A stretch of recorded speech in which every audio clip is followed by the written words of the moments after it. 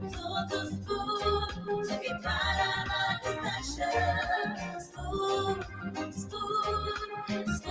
television. School radio station. Spoon gonna tell you what is happening in Liberia. Spoon gonna tell you what is happening in Monrovia. Spoon gonna tell you what is happening in Africa. Just to spoon you ain't know. If the children crying for starvation, just to spoon.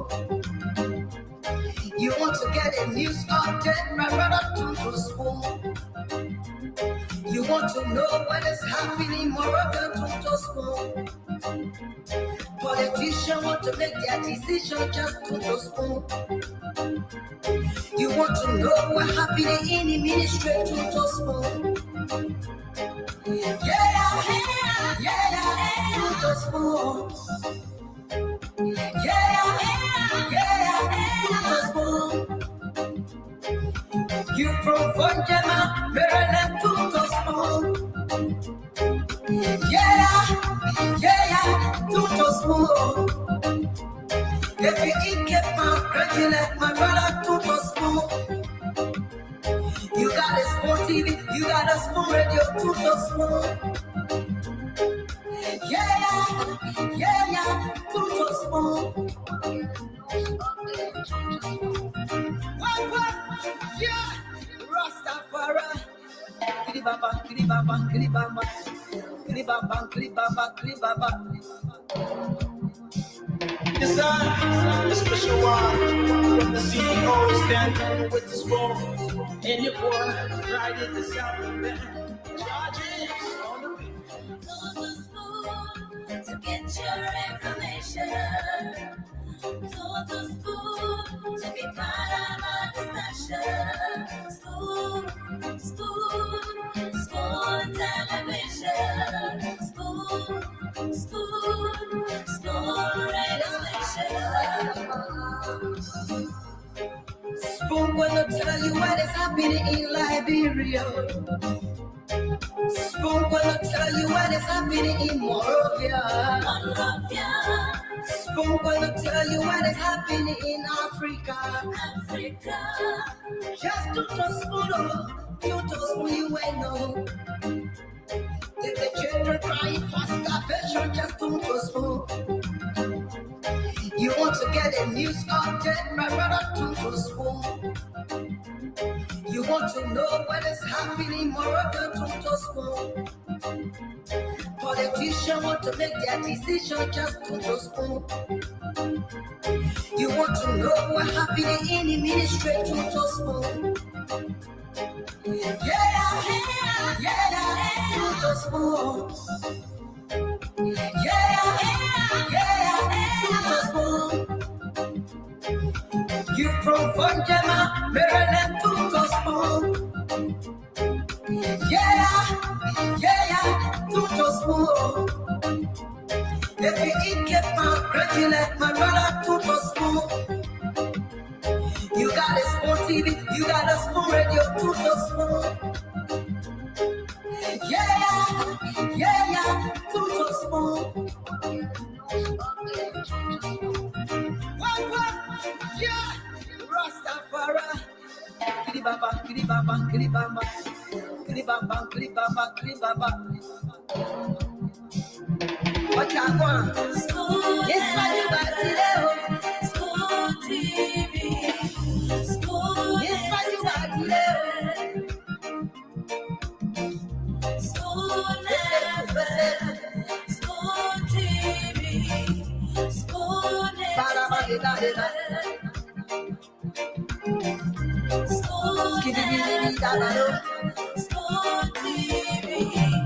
School entertainment.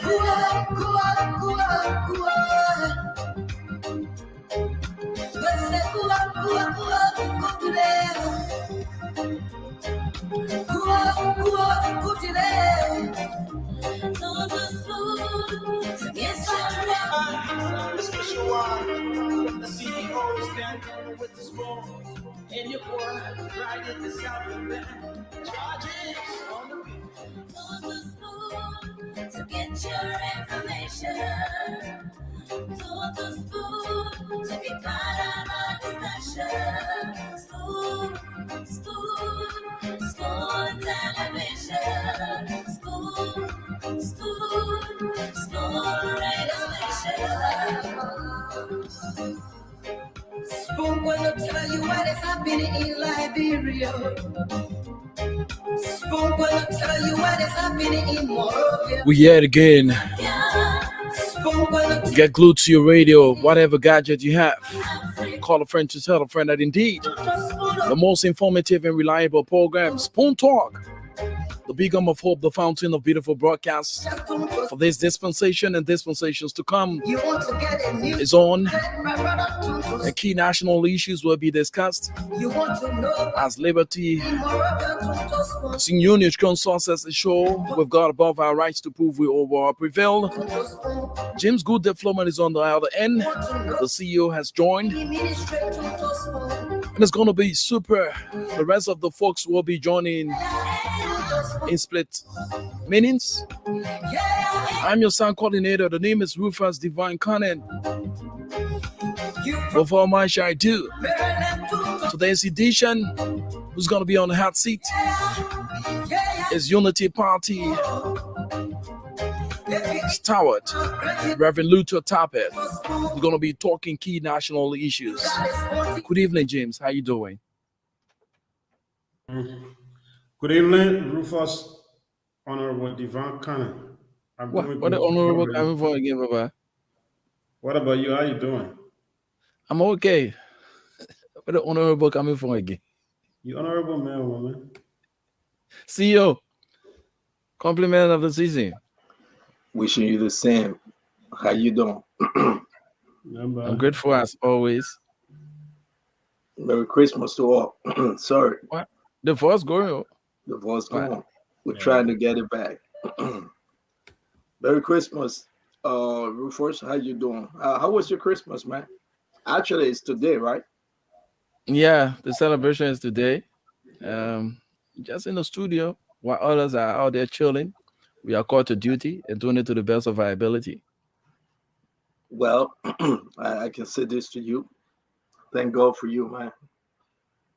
We are blessed to have the Reverend Tappet. He's our guest for tonight. Let's just give a few more seconds. I'm trying to find someone with a better voice. All right, you know, it's after Christmas, man. The people that eating the, how you call that? The kobo. How you call it? The leftover? No, today, since Sunday is not an ordinary day, so it's been passed over to Monday. So people kept whatever they had in a little corner and prepared for today. Oh, so yeah? No leftover. Yeah.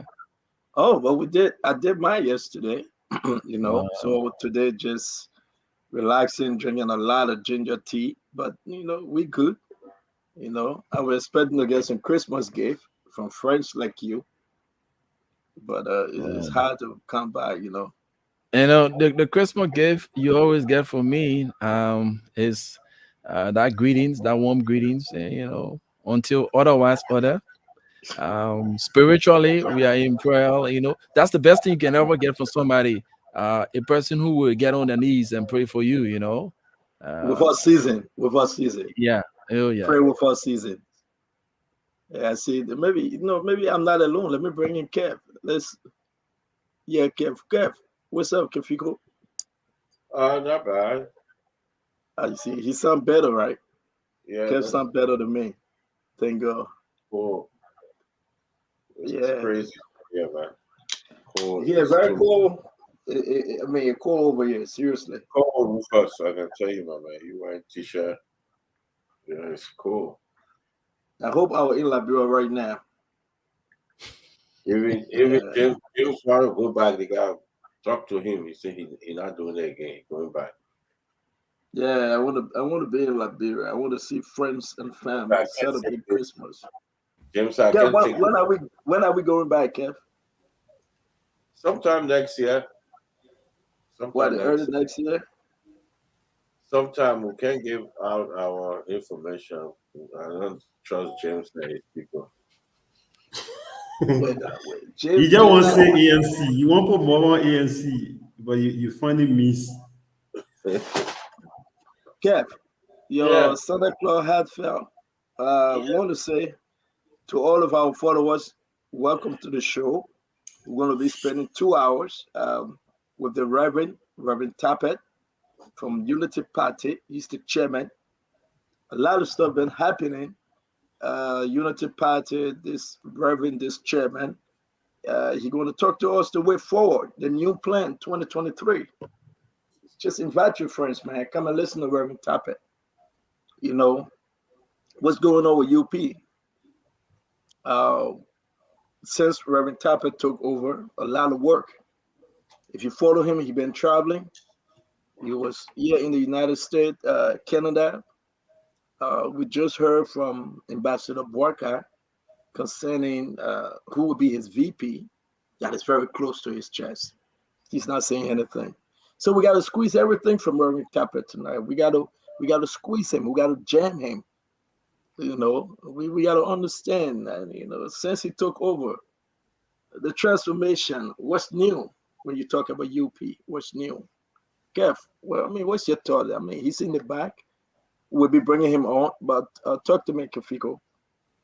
I think Reverend Tappet need to come on and just tell bring people today who deserve Buckeye picking and just move forward. Short of that, it will be a bad day for him on school.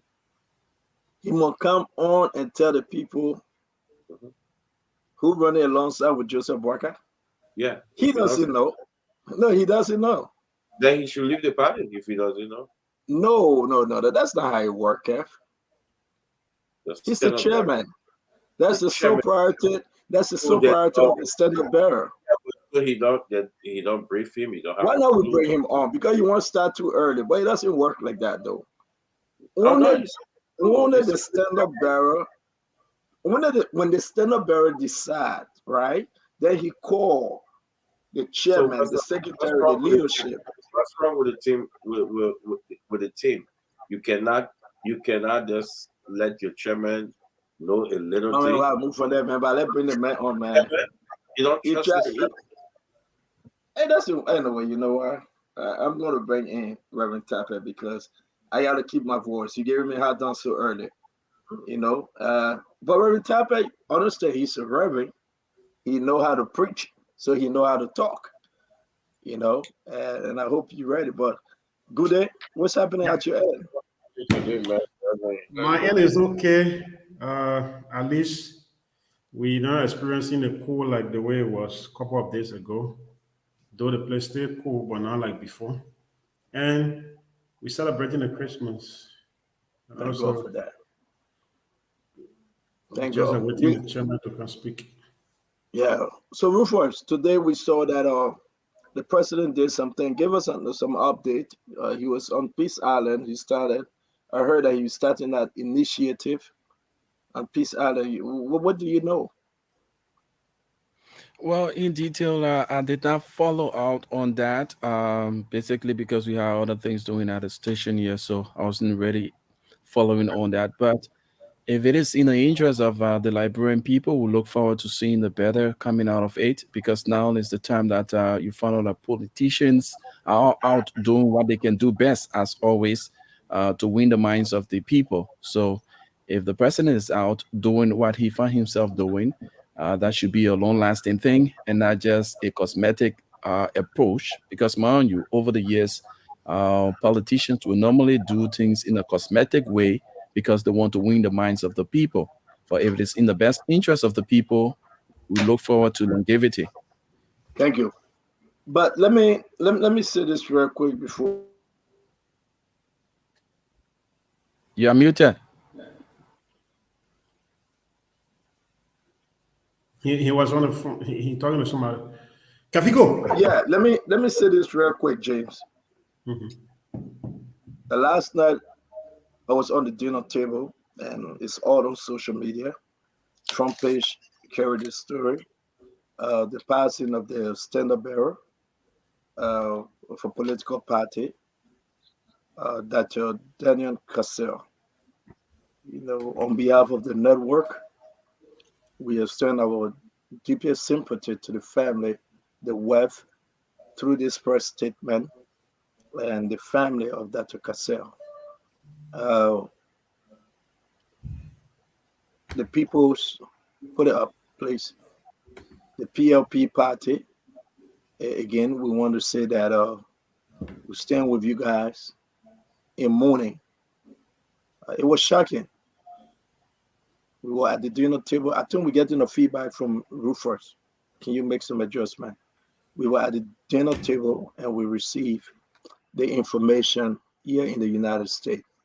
We're going to remember the children, his wife, his staff, and all the family members. We pray along with the family of Dr. Cassell. We stand ready to run any program if they call on us on behalf of the network. We want to say that a very, very generous, strong individual has fallen, but may his soul rest in peace. So we just take this moment to extend our sympathy, our condolences to the family. We wish the family well. We wish the family God's peace. And we wish the family the strength to move on. Thank you very much, James. Thank you, Kev. Let's get ready to bring in Reverend Tappet. Yeah. Reverend Tappet.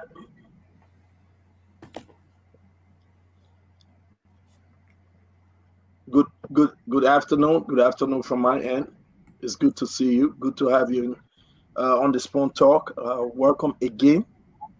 We just had a pause to remember our friend, our brother, that Daniel Cassell.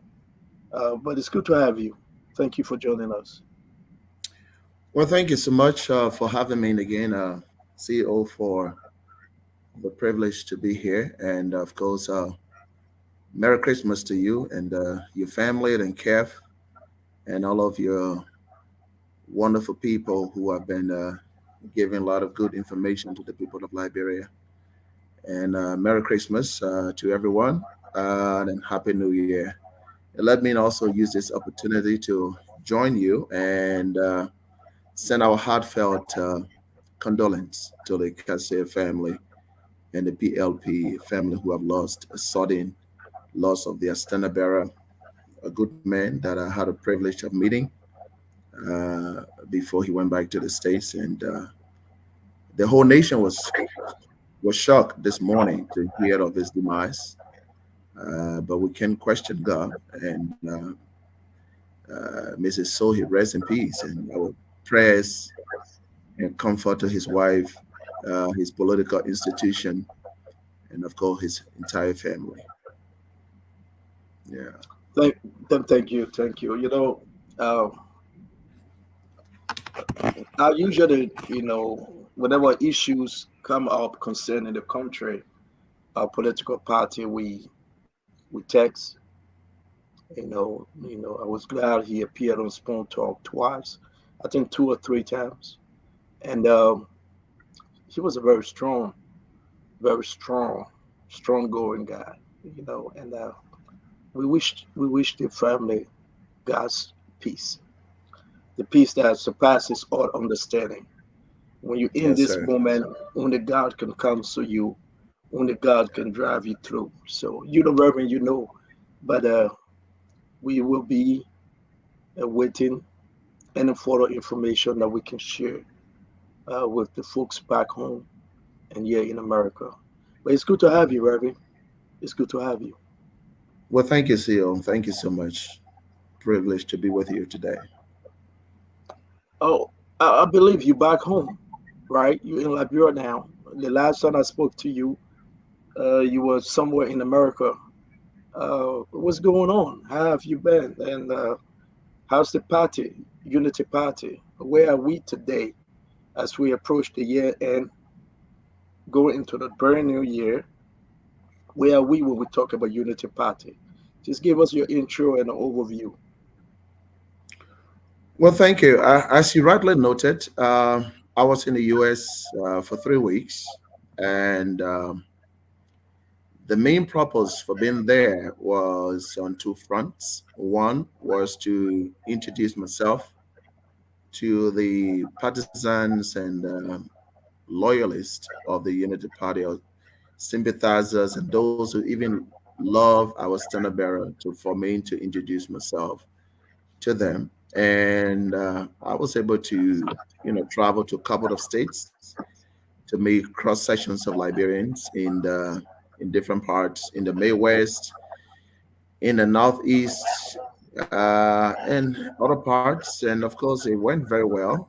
Uh, to have met them, introduce myself, and put a name to some of the faces that I've seen, that was quite special. And besides that, I was also there to do some other few things personally as well. And so I'm back in the country. I'm glad to be back. The Unity Party is doing very well. We've been elected almost 6 months now. Uh, and the Unity Party is on the right trajectory. People are re-energized. Just Nyama Boakai is the one everyone is looking at to be the next president of our country. Today, I even had some of the seditions calling themselves disenchanted seditions, who came by to pledge their support because they felt very disenchanted with the leadership of President Weir, and they have come to make a clearing call to the opposition, and especially knowing that Joseph Newman Boycott is the front runner of the opposition. So they came by today, and I was glad to be there to receive them and give them hope. And so people from all walks of life from around the country, different groups are coming together and keep saying to the Unity Party and to Joseph Nyaman Boakai that you are the hope for Liberia. We are here for you, and whatever we can do. It's exciting to see people wanting, those who are backbenchers who did not really care about the political space of Liberia, are coming out and wanting to do whatever they can to make sure that the Unity Party coming 2023 will emerge as the winner in collaboration with other political friendly institutions. And so we are doing pretty well. The base is energized, and we have a lot of people, especially young folks who are coming, the first time voters. When I go to the party headquarters, they come in the numbers. And I'm excited about it because this is the first time I'm seeing the Liberians care so deeply. They're wanting a turnaround in the political culture that has been so much entrenched in rights giving, school fee paying, but they want to make a decision that would impact their lives and impact the lives of their families and the generation to come. And so I'm excited to be the chairman of the party. Such a very interesting times in our country. The challenge, the tax is daunting, but it's exciting at the same time. And I am very much upbeat that we are right on the right spot to make this happen. Well, Reverend Tappet, I was praying to God to have a wonderful show with you. 2 days ago, I felt ill. You can hear from my voice.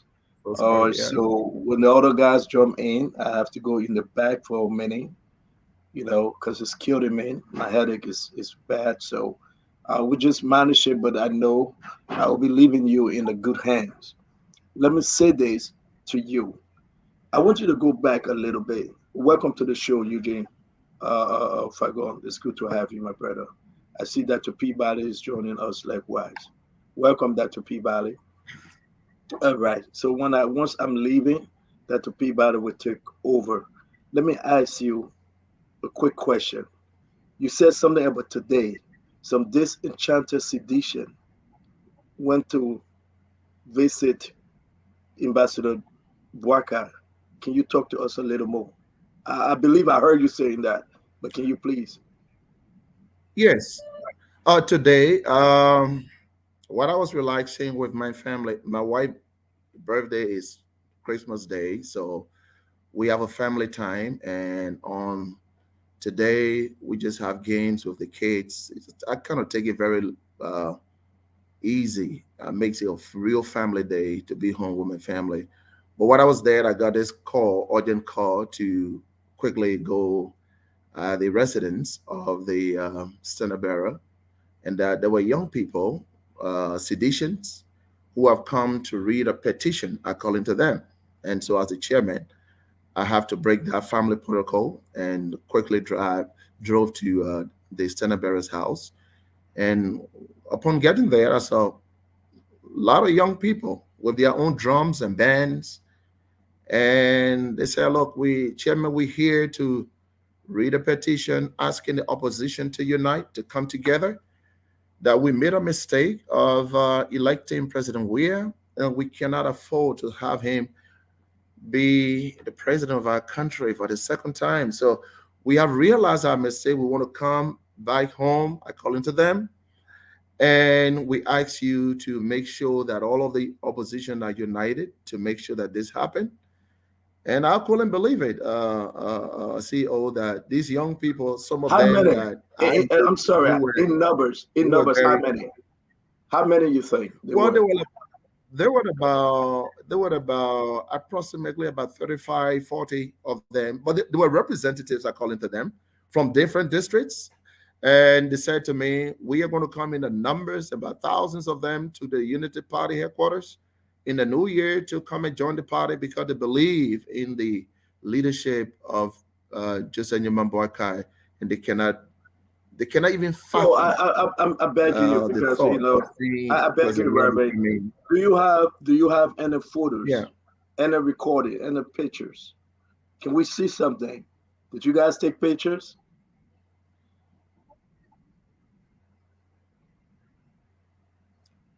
absolutely. I'm not.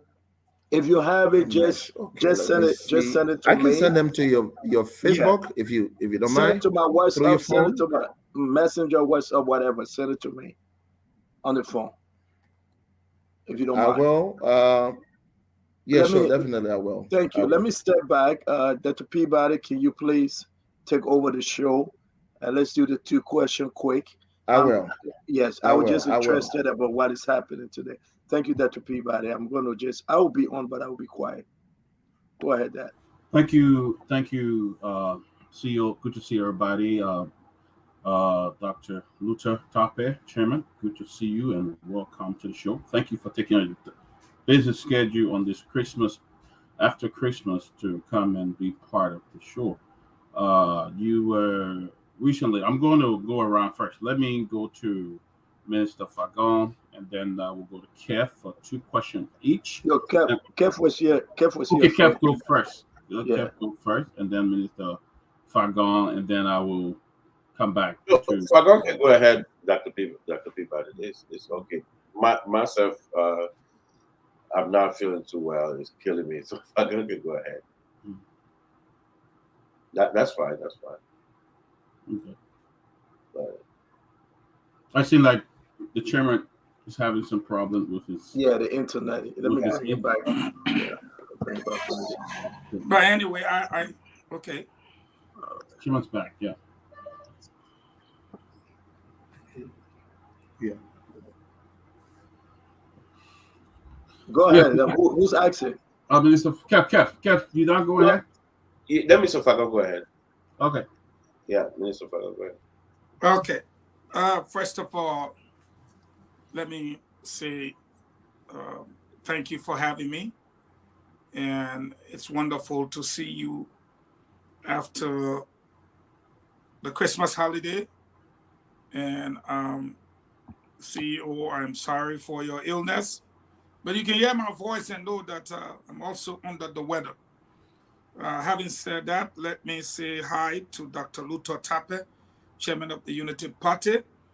It's wonderful to be with you and to share the platform with you, especially as an opposing member in the political arena. Kev, Dr. Peabody, I'm sure you guys, I don't know how Dr. Peabody don't get under the weather. It's too cold for us Africans not to be talking like how I'm talking.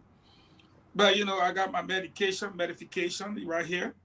I'm sipping on it, trying to clear my throat as I go along. Ginger tea. But let me start by saying that it is not unique to any one political party during electoral season to have what we call in political science crossovers. All sides will experience it. We've seen Louise Brown lately cross over from the NPP and supported the CDC, and then moved back. Again, from the CDC, he's now crossed over to the ANC.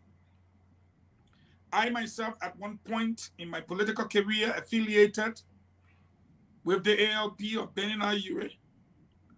I crossed over and was very instrumental in moving the CDC agenda forward. So crossovers are not unique to any one political party. I'm happy that you are doing well, that some disenchanted sedition, as alleged by you, crossed over today and you were privileged to share in that moment. You said earlier on that you took over 6 months ago, thereabout. And a lot of your critics now say that the old man has been quiet, not moving. Of course, the narrative has been he likes to work behind the scene, which is good. But that is the standard bearer and the projected candidate of your party. I put it to you, Dr. Tappet.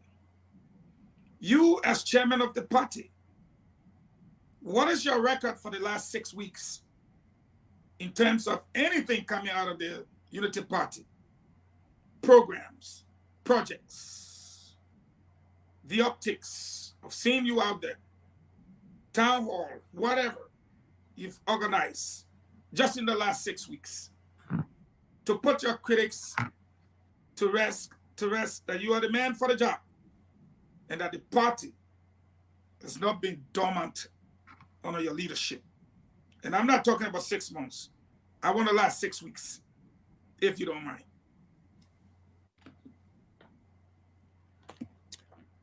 Well, Minister Falcon, great to meet you and share this platform with you.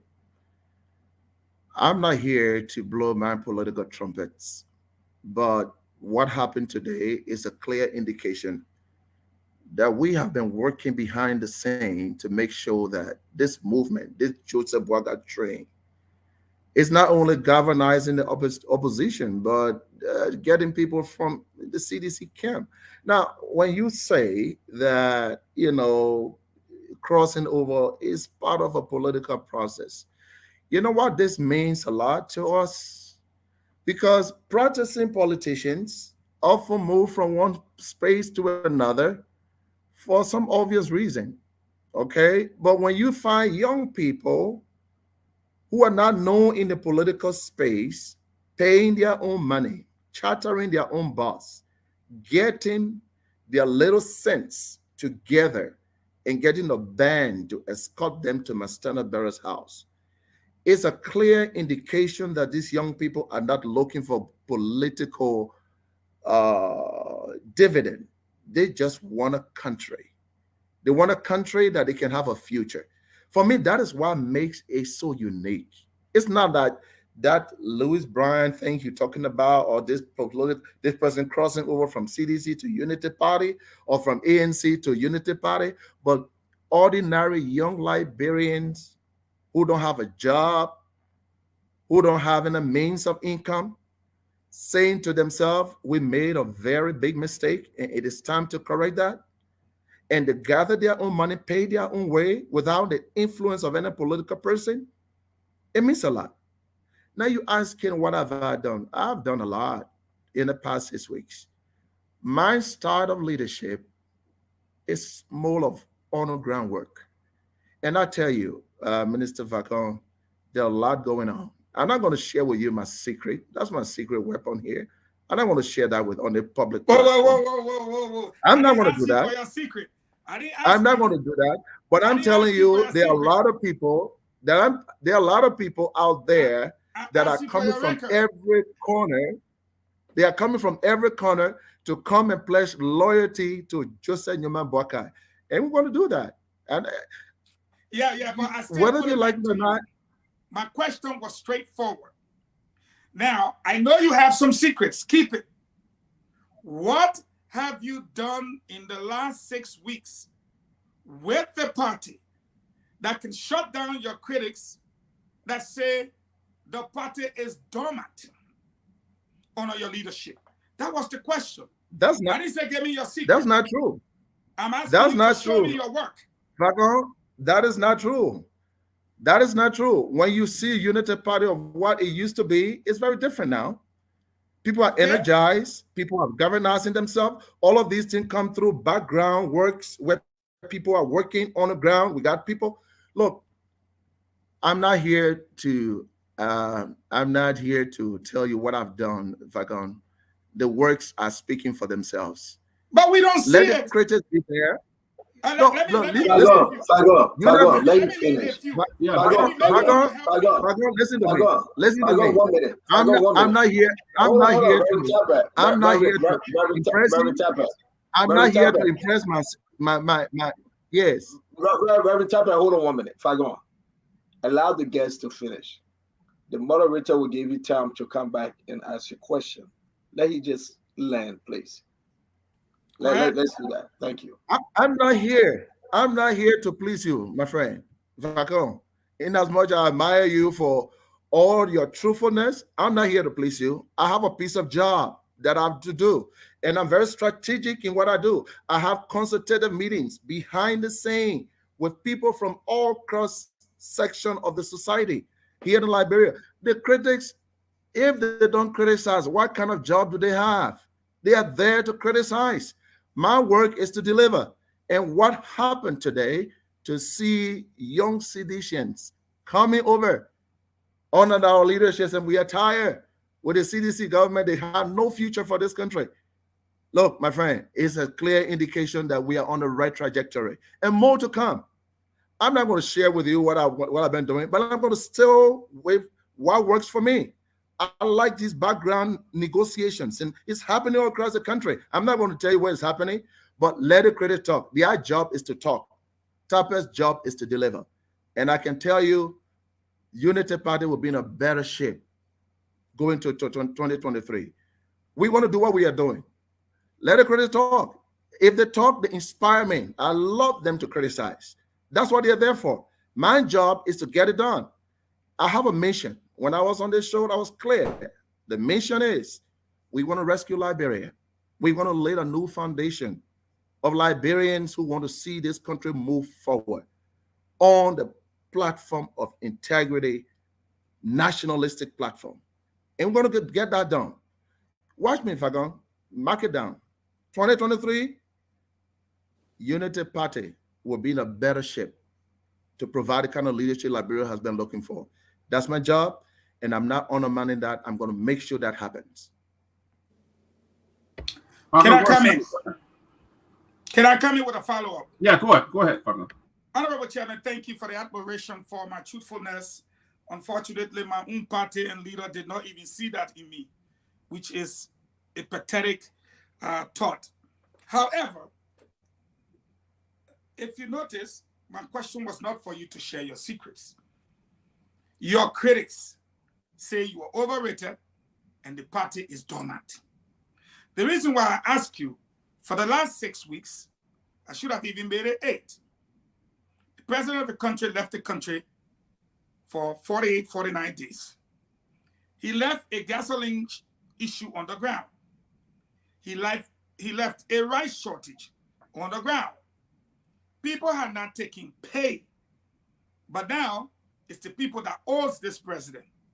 Well, as a political party and the chairman of a political party, it's like you did not exist through all of the political hula baloo. My question was more so, did you hold a rally? Did you hold a press conference? Did you issue a press release? Did you condemn the president's travel? Did you organize? And the reason why I put it to you is when I heard you say, I took it to be a family time, but then I got a call, meaning you were not in the know. The seditions are shown up to my Uncle Joe Barker's house. You know, I'm from Bomi. And the woman he married to, the man who literally gave him that woman, is the man I'm named after, George Eugene Lamy Hilton. I am Eugene Lamy Fagon. So it's like your critics say you are overrated. This guy does nothing. And in America, from the way I hear you talking, you've seen this great country before. They say, Stanton will agree with me, show me the money.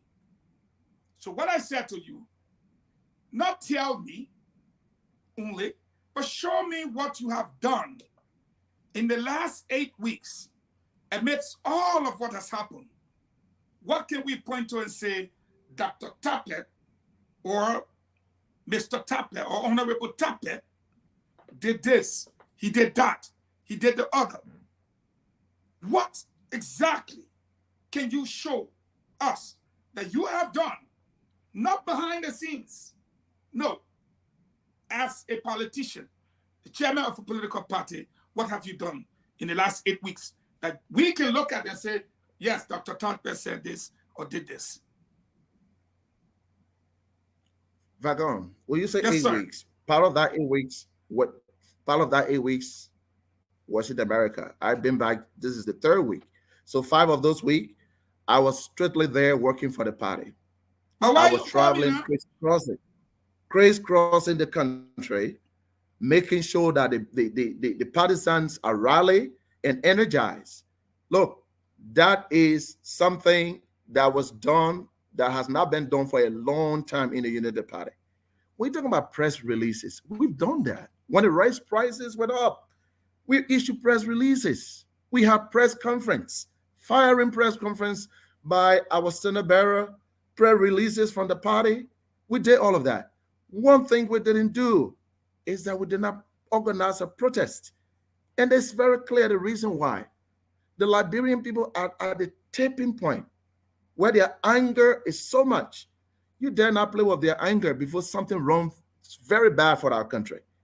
I cannot be the chairman of the party and say, let's go and protest because of it. It doesn't mean that these things are not important, but the people's emotions are already rising. Liberia have had terrible past. United Party will never be a part of something that would destabilize or cause chaos in the Liberian setting. And so as a chairman of the party, you got to study the emotional level of the people. We issued a statement. We had the press conferences. We met with people even back. We met other friendly political institution leaders. We have been discussing engaging next on many issues. But one thing we will not do is not to go and protest. Not that those things are not important, but when you weigh the emotional level of the people, the United Party do not want to push the people. They are already at the tipping point of the mountain, already very frustrated with the CDC government. Things are difficult for them. And then we push them. We didn't want to do that. That's the only thing we didn't do. But we did everything we needed to do as a political party to let the Liberian people know that we are unhappy with the economic condition, the suffering of our people. Even rice, which is the staple food of our people, was not available. And all of that, we issue statements. The records are there. You can go and check it. It's all there. My second question, simple. Oh, okay. All right, go ahead. My second question is very simple. Kev had a question. I think we wanted to go to Kev, then we'll come back. Then you can do your follow-up. Okay. You can go to Kev. Yeah. Go ahead, Kev. Yeah, Reverend Tapper, how are you? I'm fine, Kev. How you doing, my friend? You know, I can imagine in Amimoda and Nwali, probably sitting on the couch, maybe laughing over and bending down and say, Reverend Chapel, is he naive to Liberian politics? I imagine them saying that. He jubilating for saying sedition coming.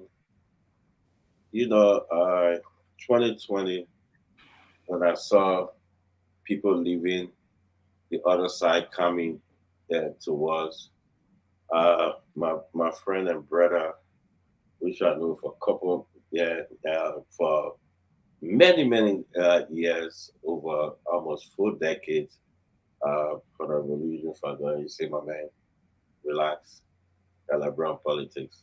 You will see that. I remember you say, my man, relax. Say, my man, they're coming. Say, my man, relax, Brown politics. To see the chairman is jubilating because he said people going there to say, I think Mother is laughing right now. Every day happening in Liberian politics as we speak. I'll be happy to send you tapes of people who live in your party joining the CDC at our headquarters. I will personally help you to see those tapes because it seems like maybe you're not seeing them. It happened. If you come on the show and jubilate because you see people going to Buckeye, I would say to you, your party will be saying to you, is this chairman naive? That's Liberian politics, my brother. Let's talk about how will you win the election, or how can you do better than what this government is doing? Let's talk about the failed 12 years of your party. They're telling me 1 or 2 people going there. It happens every day. By next week, you will see at our headquarters. But I want you to talk about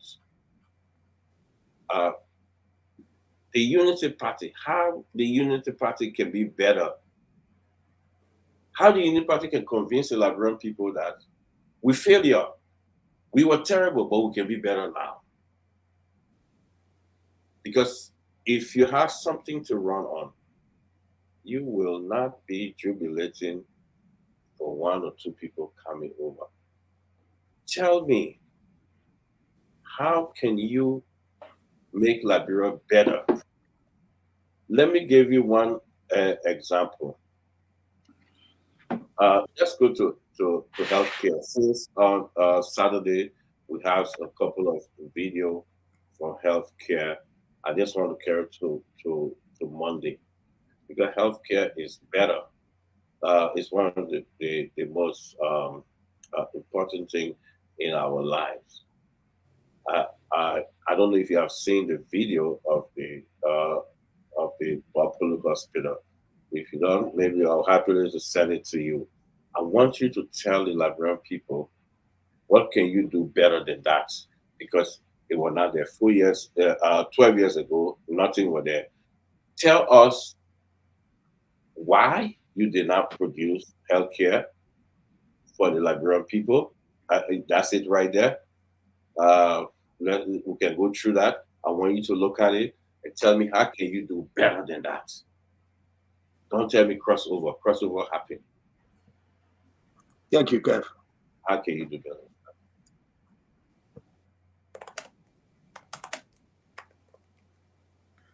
Well, Kev, I want you to understand what I've underscored in my explanation. The quality of the young people who are not practitioner politicians, who are not looking for jobs big jobs and titles, who paid their own way and came to say, "You are the hope for this nation," is something that we must celebrate because it's not a common political practice in Liberia. Having said that, the Unity Party will release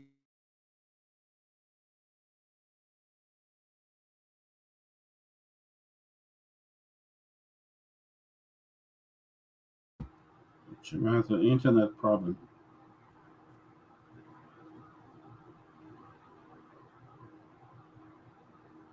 Can I come in while he's trying to get back on? Yeah, go ahead. Go ahead. But Kevin's still on. I don't understand when he says it's not common in Liberia. I want my friend, Dr. Tape, know how many big weeks of the Unity Party, whether it be Twawe, Bill Twawe, Famuleo, Eugene Nangbe, Protemo. I want to really understand that I'm speaking political terminology here. I want he had the opportunity to look up the definition of crossovers in politics. Fago, the man coming back. No, he coming back because let they, gotta talk. Yeah, but let me answer. Yeah, let me answer. Kev question. Let me answer. But for him to tell me that let me it's answer not common in question. Liberia, then you don't. It's common all around the world. Yeah, so let me answer Kev. Let me answer Kev's question. Go ahead. It's a political terminology. Reverend Tapper, please. Go ahead.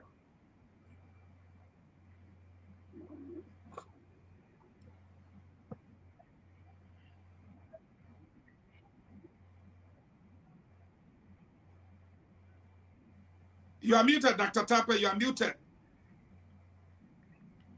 Hit your mic button. MIC, your mic button.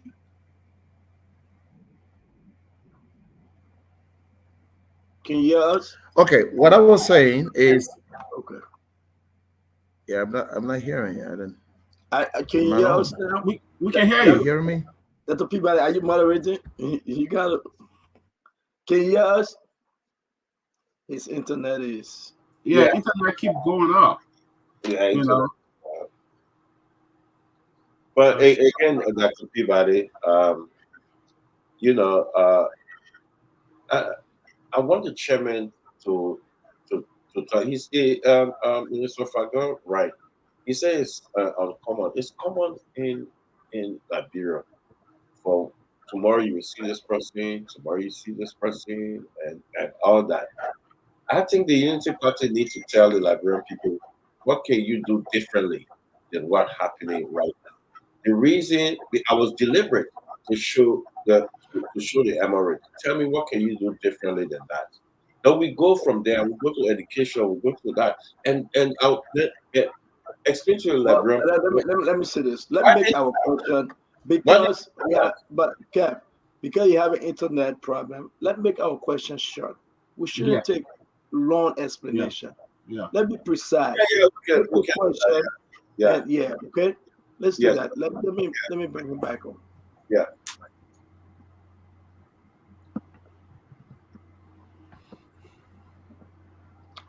Reverend, are you with us? Can you hear us? Maybe we could do him through the phone if you have internet. Reverend. Okay, he's back. Reverend Topak, can you hear us? I'm hearing you. See, okay. I'm hearing you. Yeah, you can sit up now, and I'm hearing you. Yeah, go ahead, sir. Go ahead. I'm hearing you. Question. Yeah, to Kev question. I can go ahead. Yes. Yes, I'm hearing you. So I was saying that in response to Kev's answer,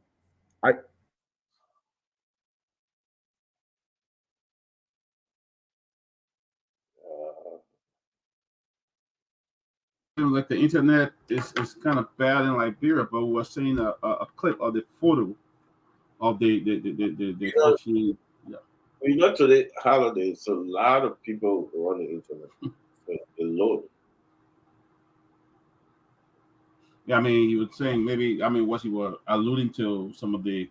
He He said these were disenchanted citizens coming to pledge their support to Vice President Joe Barker and today. So until he comes back, what do you guys think about this? Let's start with Kev. Let's start with you first. Then we'll go to Fagon, then Tumley, and then CEO.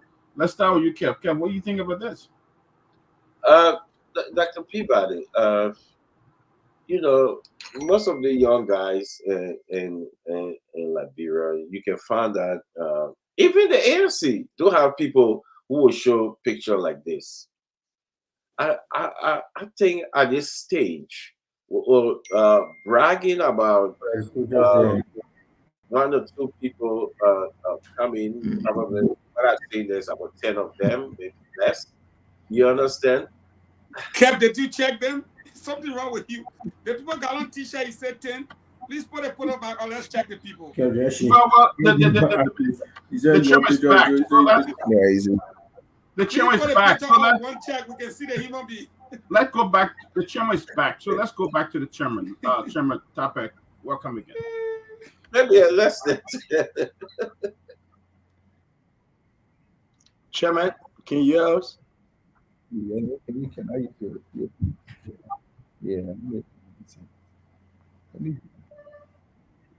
Yes, it's keep buffering, but that's what we have to deal with here all the time with internet situation. But the answer to Kev, you saw the pictures. The pictures were up. The Secretary General sent them to you. That's a very special thing. Kev, you keep your feeling. I'm going to keep that very beautiful feeling of young people paying their own way to come and say, look, we're tired, we've been deceived, and now we have found the right place. You keep how you feel. I'm going to keep what I feel. We can still talk. There's no big. Well, Reverend, you said 30 to 40 people.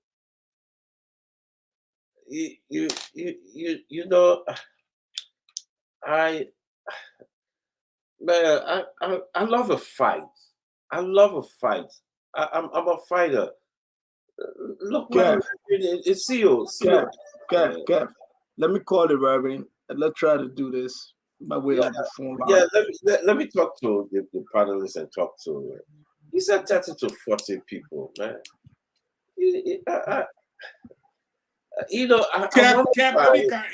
want to fight. I want him to bring a fight. Let me tell you, to be honest with you, I'm missing Amimodad, man. Amimodad bring a fight. I do.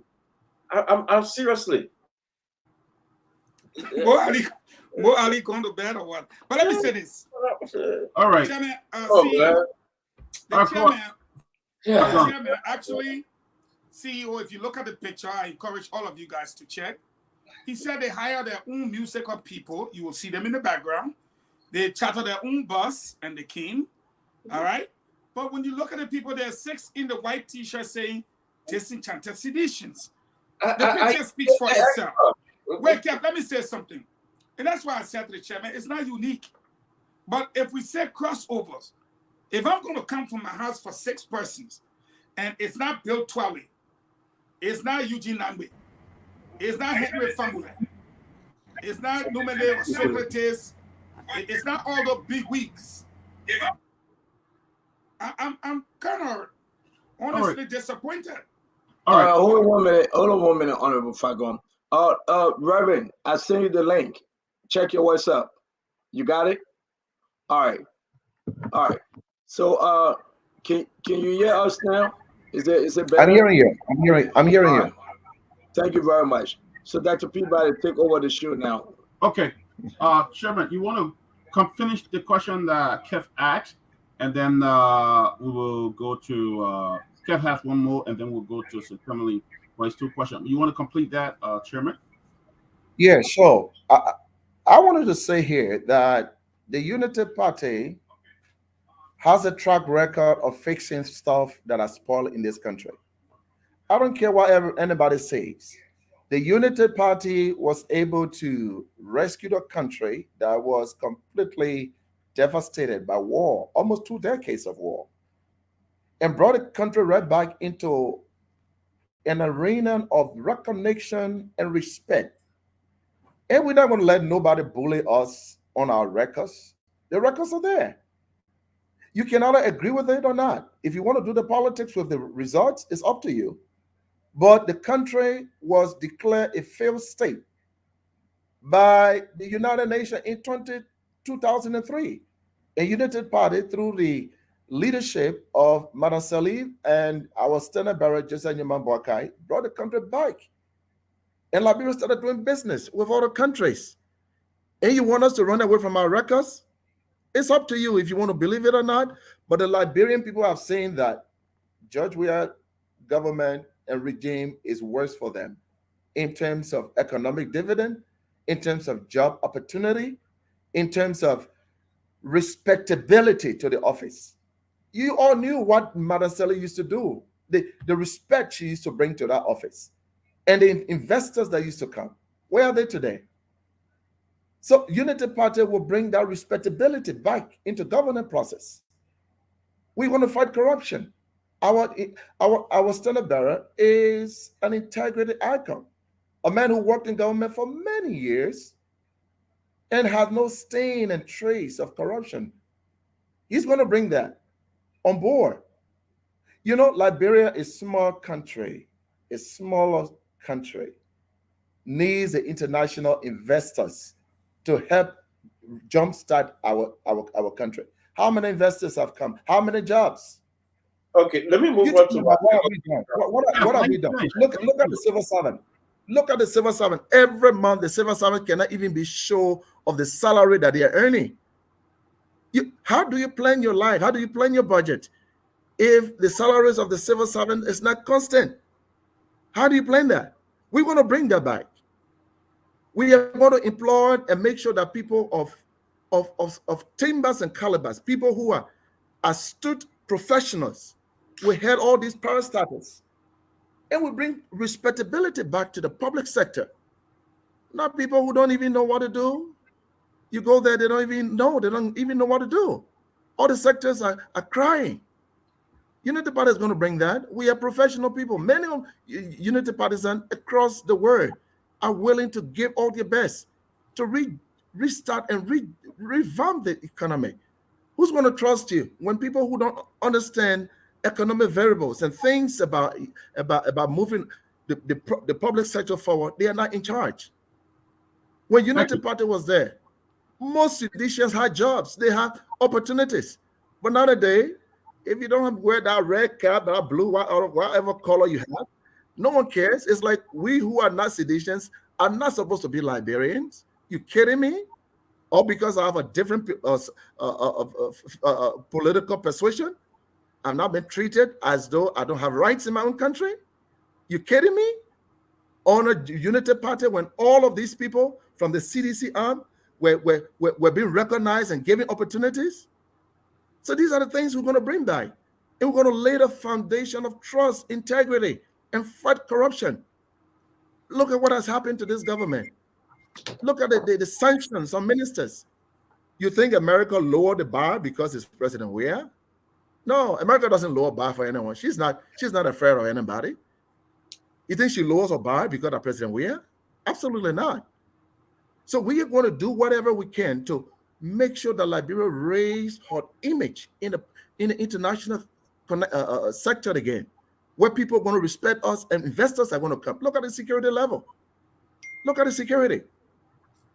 Look at the way, Go to the second question. Okay. Many things are happening around the country. So these are the things that we're going to restore when we take over after 2022. Go ahead, the second question. Reverend Luther, let me ask you this. You talk about people with berets, they're having jobs. Will you care to tell Liberian people if your standard bearer children work in this government? Do you know they work in the government?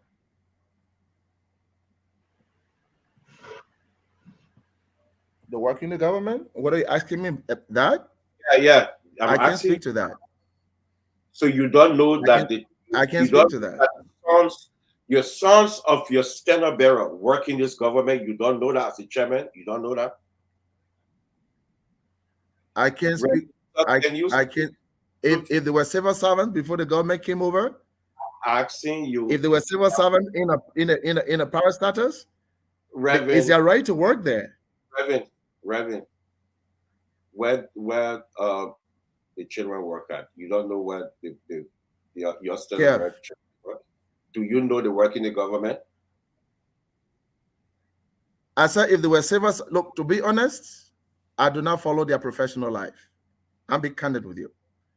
Well, I know that my student bearer children are educated, but I don't follow their professional life.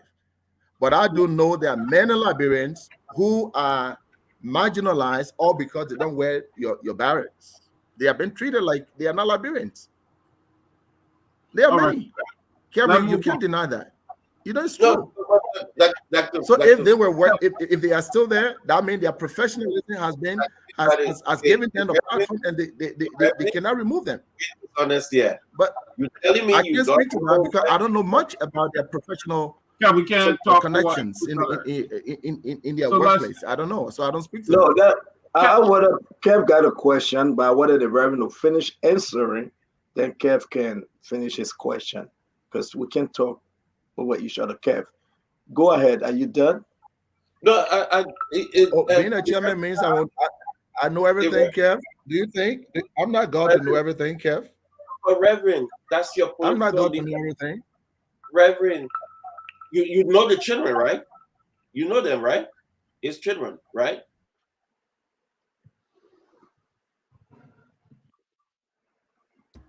Okay, I think the internet is giving trouble, but when he comes back, he'll answer that question. But Tumeline George, welcome to the show. Oh, is he back? Oh no, he's not back. But Tumeline, we're just talking about one of the things that Reverend Tapper said. He said today there were some disenchanted citizens that went to cross over to the Unity Party, and he went there to meet them. He had to interrupt his family holiday to go to the headquarters, to I believe the vice president house, to welcome those people.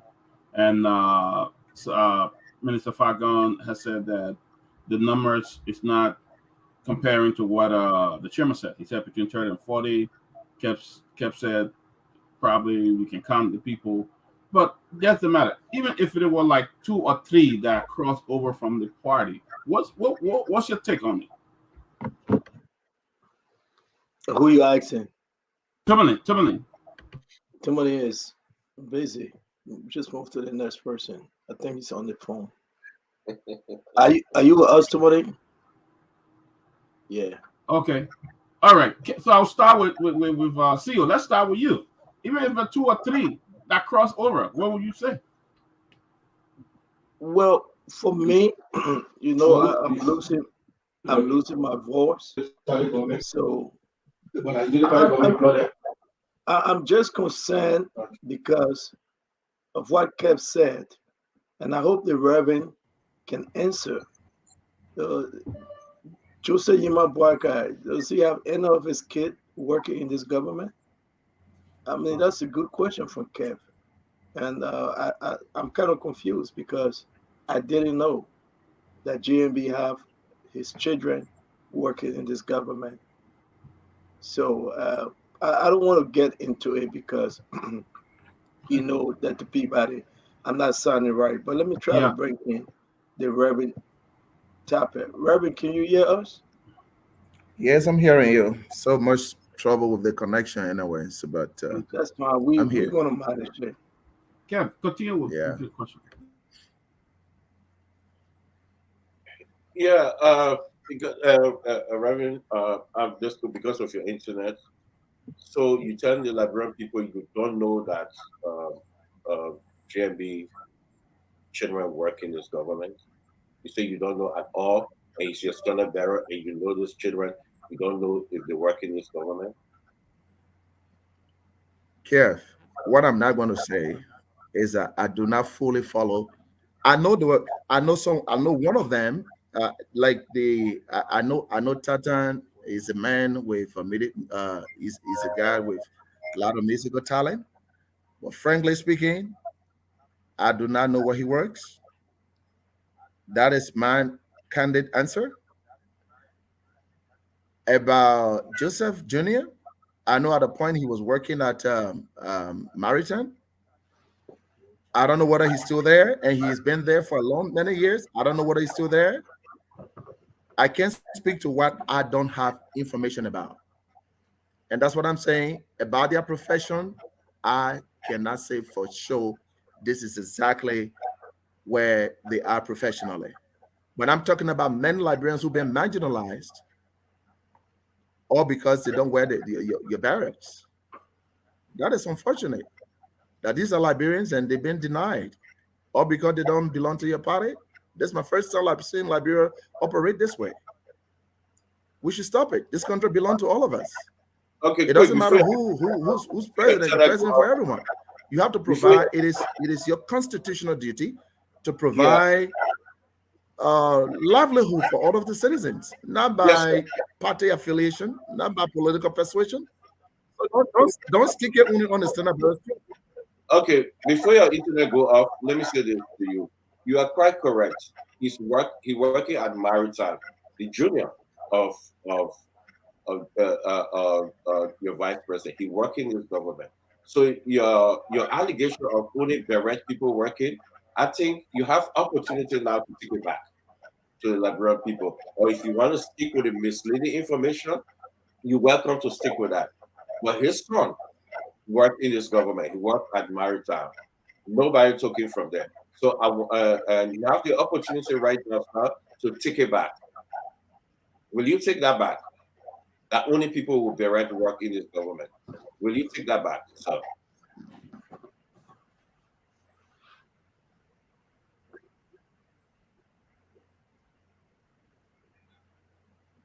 But let's not.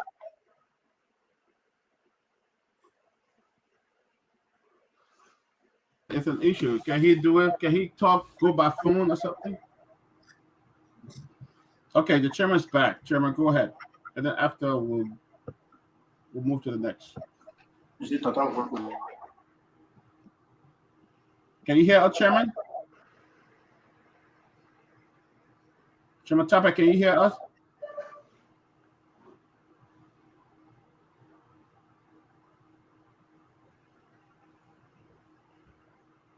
Can you hear us, Chairman? I think it's a delay. Let's give him time. It's a delay.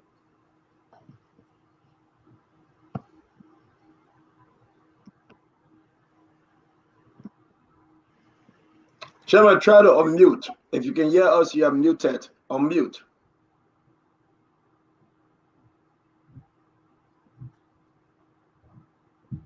Can you hear us now? Yes, much better. Much better.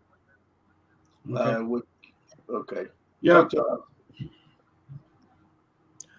My point is, look, Kev, let's not make this about Joseph Boakai children. Let's talk about the ordinary Liberians.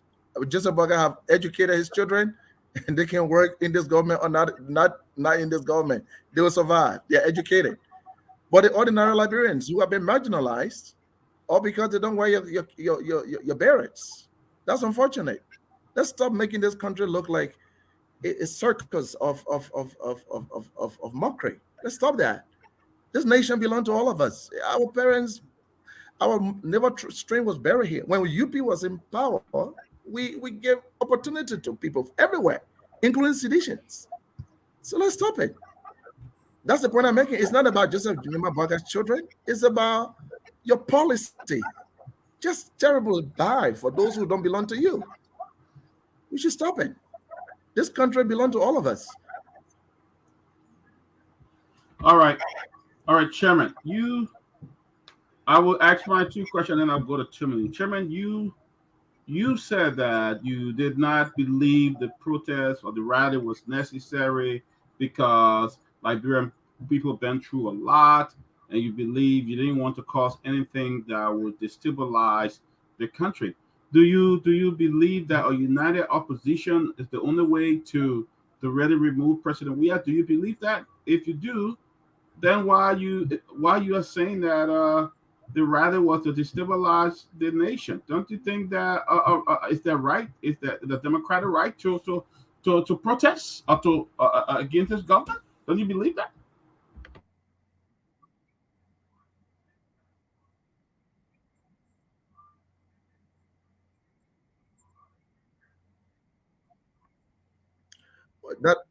Dr. Peabody, I'm on record on True FM 2 days to the rally where I was very clear that the government must protect the protesters. And it is the right of Liberians on our constitution to make sure that they air their agitation in any way that they feel displeasure, they feel discomfort. It is their right. I'm only sharing with you from where I sit and my analysis of the situation, because the emotions of the people were so much. This does not in any way means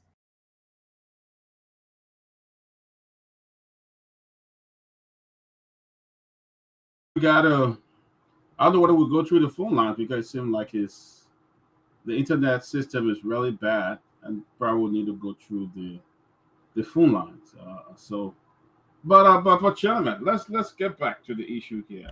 Ultimately, I believe you were listening to the chairman when he. Okay, so. he's back. Yeah, go ahead.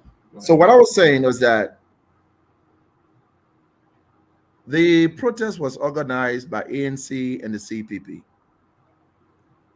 Unity Party was not a part of it. We were not notified officially, but we did not condemn it. We asked the government to make sure that the protesters are protected.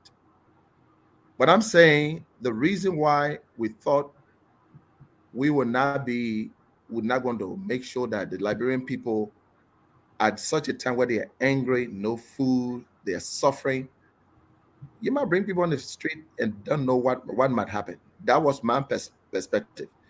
It doesn't make what ANC did to become something that doesn't go well. I'm not criticizing them for what they did, but that was how I look at it, and that's why people say, "Oh, but if you are a Unity Party, why didn't you join the protest?" Well, there are some of even with the Unity Party leadership not even calling, there were some Unity partisans who were even part of it. They went there by themselves, but it was not an official letter to the protest. But we supported through our engagement with the media that these people have the right to protest, and thank God the protest ended without any casualty, which was good. But I agree, Dr. Peabody, that going forward, we have always said it, that Unity Party alone cannot win these elections. We need a collaboration of friendly institutions. We need the ANC. We need Liberty Party. We need everybody. And that's what my leadership is doing, to reach out as much as we can to keep the corridor, the conversation open, where we can discuss and find ways and areas that we can collaborate. Because at the end of the day, this is going to be President we have versus Liberia. And we need each other. And we are frantically pursuing that line of bringing everyone together. Whether it will happen before the ballot day, I can say for sure. But whatever we can do to make sure that the opposition come together on the top of leadership and the entire able lieutenants of the Unity Party, we're doing that. We're keeping the line open. So yes, I agree. We're not going to win this ourselves. Are you not because we guys didn't participate, our officials did not participate in the protest. No. Are you guys engaging other political parties? Look, Chairman, Dr. Toppin, there are messages. People are saying that you guys are more like a Husky Vatican itself, because you have people from your side that is criticizing people from the other side that are talking against each other. How do you believe with this kind of mixed messages going around? How you think the Liberian people are going to rather confide in you to know whether you are a united group or not? Well, Dr. Peabody, we're trying. Let me be honest with you. If you look at the Liberian political history of opposition in the past, uniting in first round is almost impossible. Check the records. The records are there. From 1997 elections up to 2005 elections, oppositions would never, I don't know, for some reason, it's difficult But we are trying our best. That's why even in the Unity Party, we're trying our best not to badmouth any of the major leaders. Mr. Comey is a very good man. He has a vision. He's a man with good ideas. When I sat with him, and he had great ideas for that he thought if he become president. Even Senator Nyambly and Honorable Ure, all of these people have great ideas. But the best thing we can do is stop trash talking each other and find a way to work together around Joseph Newman Boakai and just make this thing one time. We want to defeat CDC in one time. That's our goal.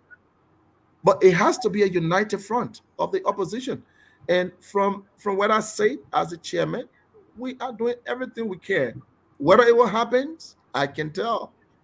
Maybe our effort will go to some level, but I'm not sure whether it's going to galvanize all of the opposition together into one big camp against CDC.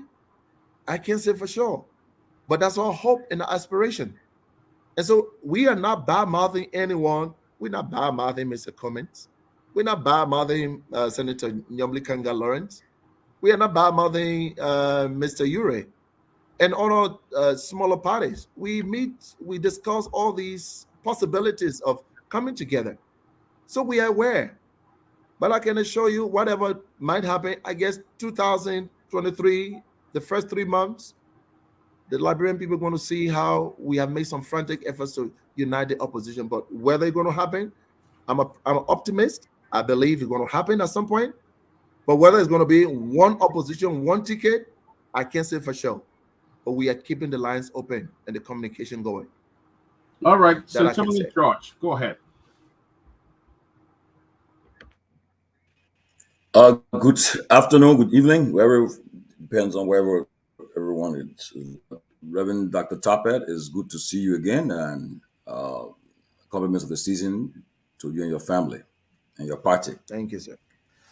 You know, in 1997, the MPP made a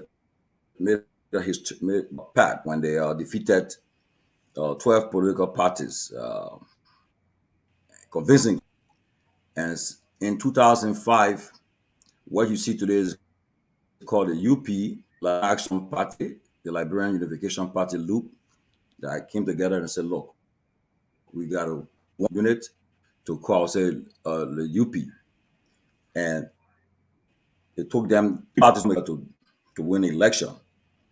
The CDC tried it twice alone, on their own. They couldn't make it. So they came into 2017 with the MPP and the LPDP, and they came together. And recently in the Gambia, President Adama, he performed so poorly, but in his first term, and he was at the verge of losing the election. But the opposition in Gambia was divided. They were all fragmented, and he ended up winning a narrow victory. So history is saying that, look, it takes a united opposition to go against a ruling party, a ruling establishment. So, but from what we see in Liberia, it appears that we may not see it happening this election in 9 months. So, from what we hear from Liberians out there, partisans from all sides of the divide, they're saying, look, can you guys form a pact? Okay, you'll come there, you, the chairman of the UP, ANC, the other opposition parties, and say, look, since we're not together, we form a pact, called a non-aggression pact. We sign and say, look, going forward, our sole intention is to defeat the CDC. So we're not going to attack each other. We're going to meet regularly, build confidence amongst ourselves, so that in the event that we go to a round, perhaps the confidence will already be there, the trust will be there. So, I mean, as chairman of the UP, are you thinking in that direction too, to say, look, let us form a non-aggression pact, and we agree that common goal is to defeat the CDC. So going forward, all our attacks will be going directly at the CDC, not at each other. Okay, we should not be attacking each other at all. And at the end of the day, our sole intent is that if we should go to a second round, we already have that confidence amongst ourselves, and we can just ride it together. Are you thinking that direction too? Absolutely, yes. I'm not going to mention names, but this week we have outlined lunch and breakfast with some of the leaders. I'm not going to mention the political institutions, but I'm telling you, ultimately, we are very much cognizant that even though the Liberian political history have not seen where the opposition tried to unite in the first round, but it's always a good thing. It's a good thing for us to do, to consider. And that's why we are having all these little social gathering. How far they will go, I can say, because politics is always about aspiration to lead. And so we are doing whatever we can. Everyone is on board. When you speak to any of the chairmen of any of the opposition party, they all thinking the same way.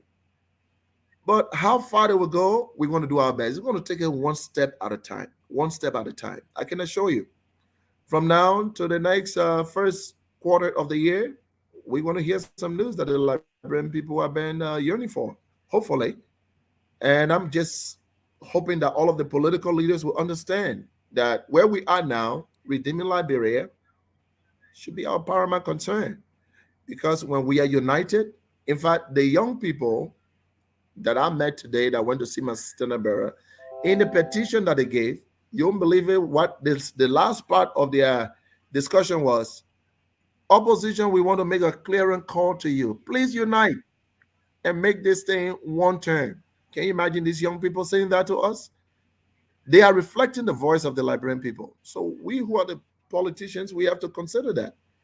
So we have to find a way, and we're going to do that. Nothing is off the table.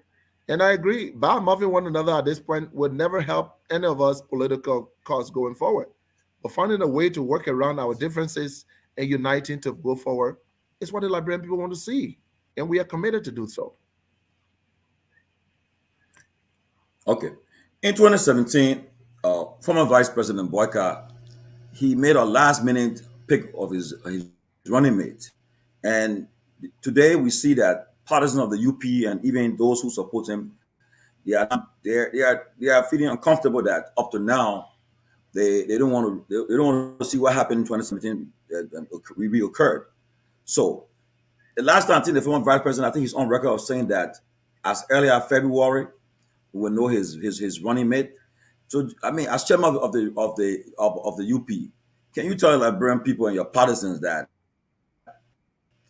you wait maybe a few weeks to but can you tell Liberian people about you think by before the end of February you will have your run in place?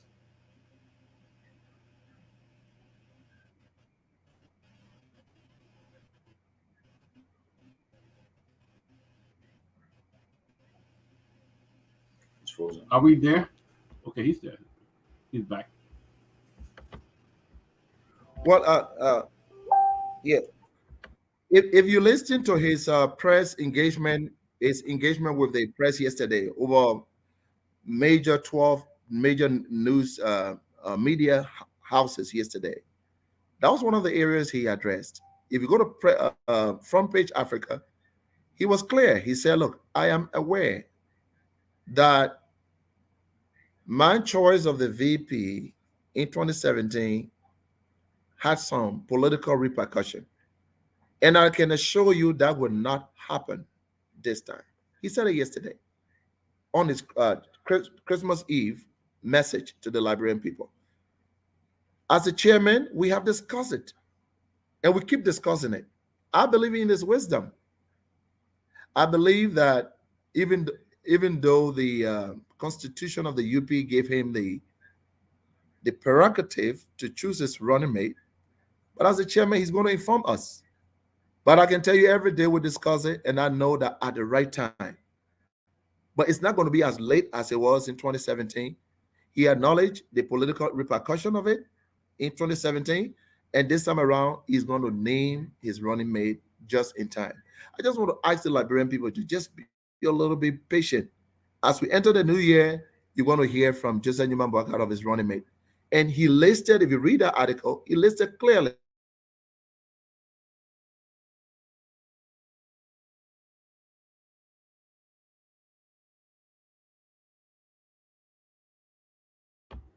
Well, while the chairman is coming back on, we just going to wait for him to come back on. We continue the discussion. CO, do you have something to say before then we can go to? Yo, the chairman is back on. Oh, he's back on. Okay. Yeah.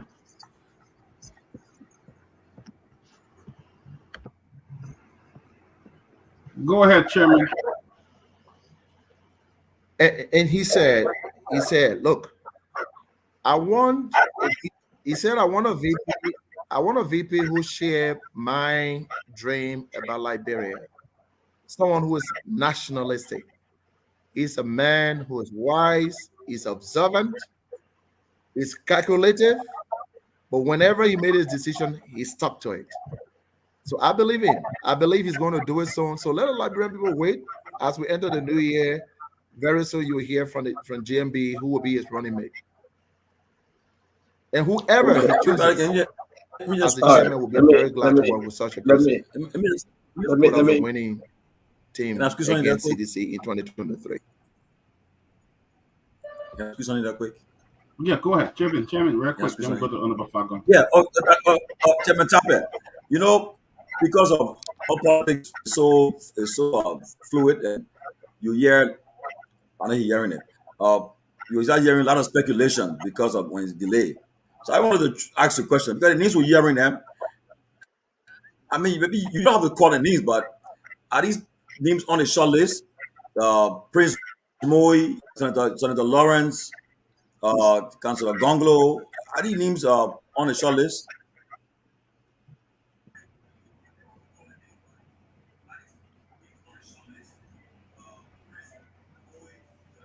Can you hear us, Chairman?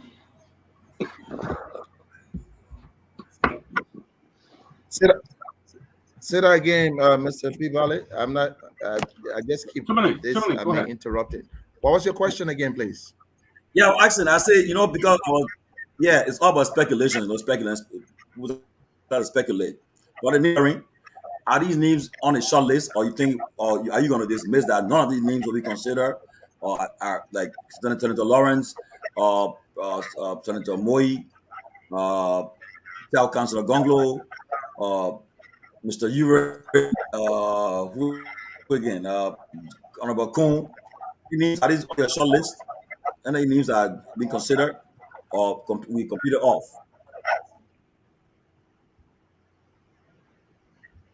All these people are qualified, overqualified to become running mates. And I want to assure you that anyone my standard bearer chooses, it will be my duty to work along with him to make that happen. I believe in his wisdom. I believe in what he's able to do, the qualities he's looking for. Whatever he chooses, as the chairman of the party, I and my able lieutenants will be able to work with whoever, because we believe in his wisdom. He's going to make the right choice for the Liberian people. Minister Fagon, go ahead.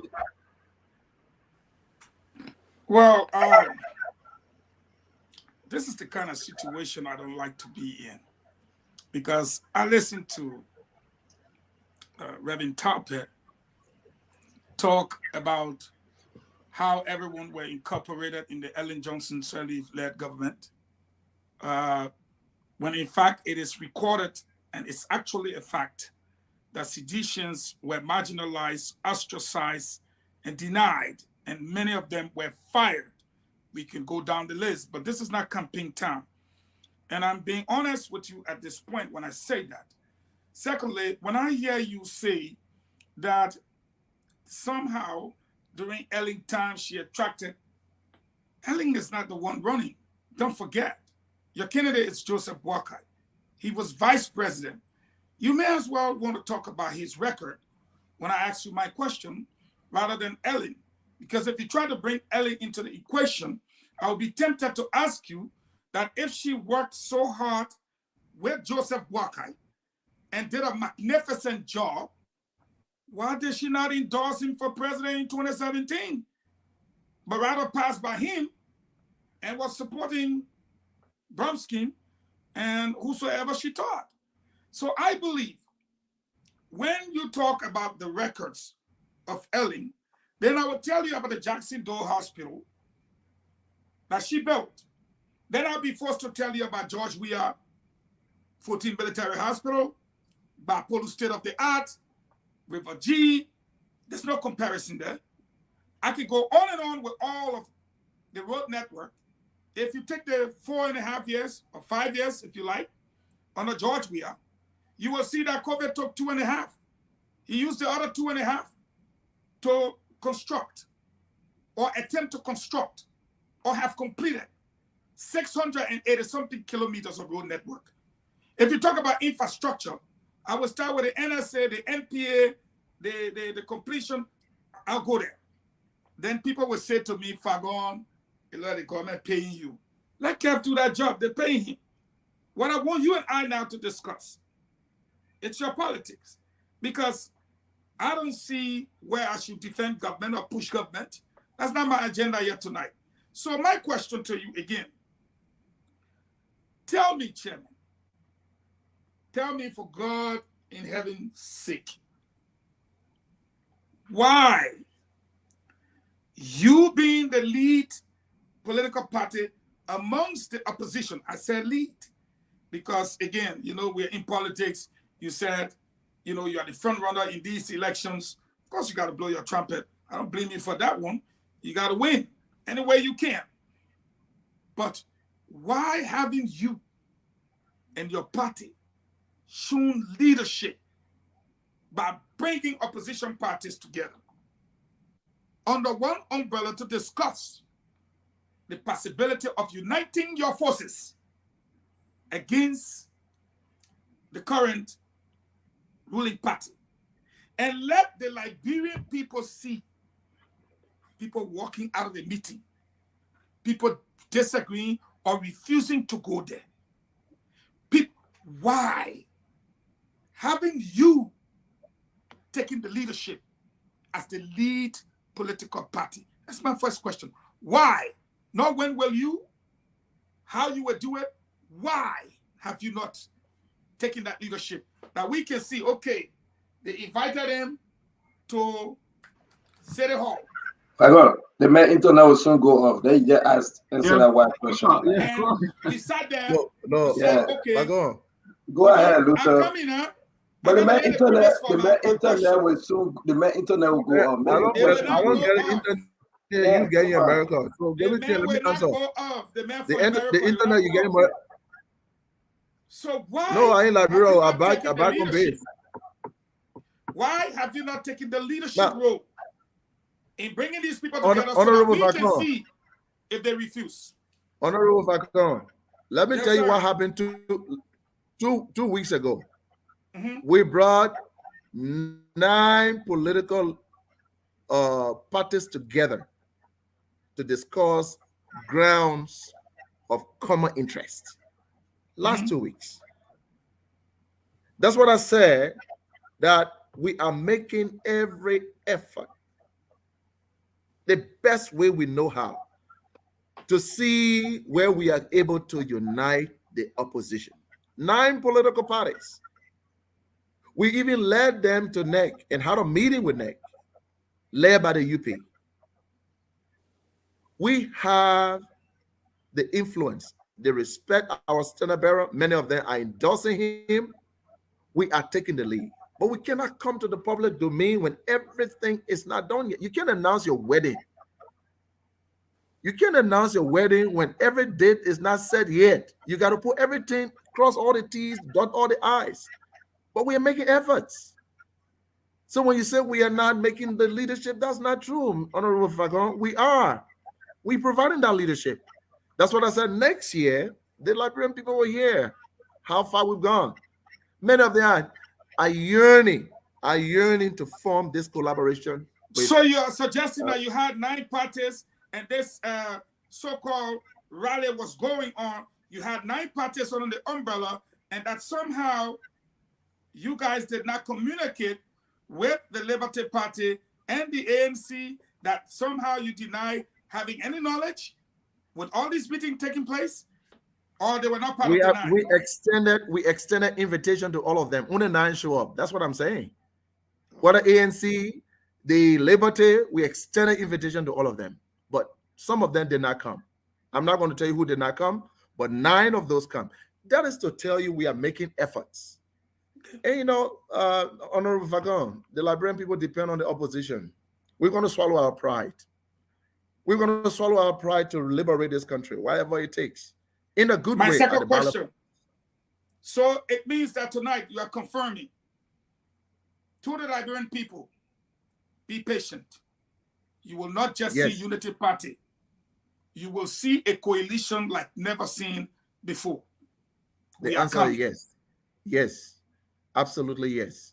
Brilliant. All right. Absolutely. Kev. Go ahead, Kev, with a question. Oh, CEO. Hold on, Kev. CEO, go ahead.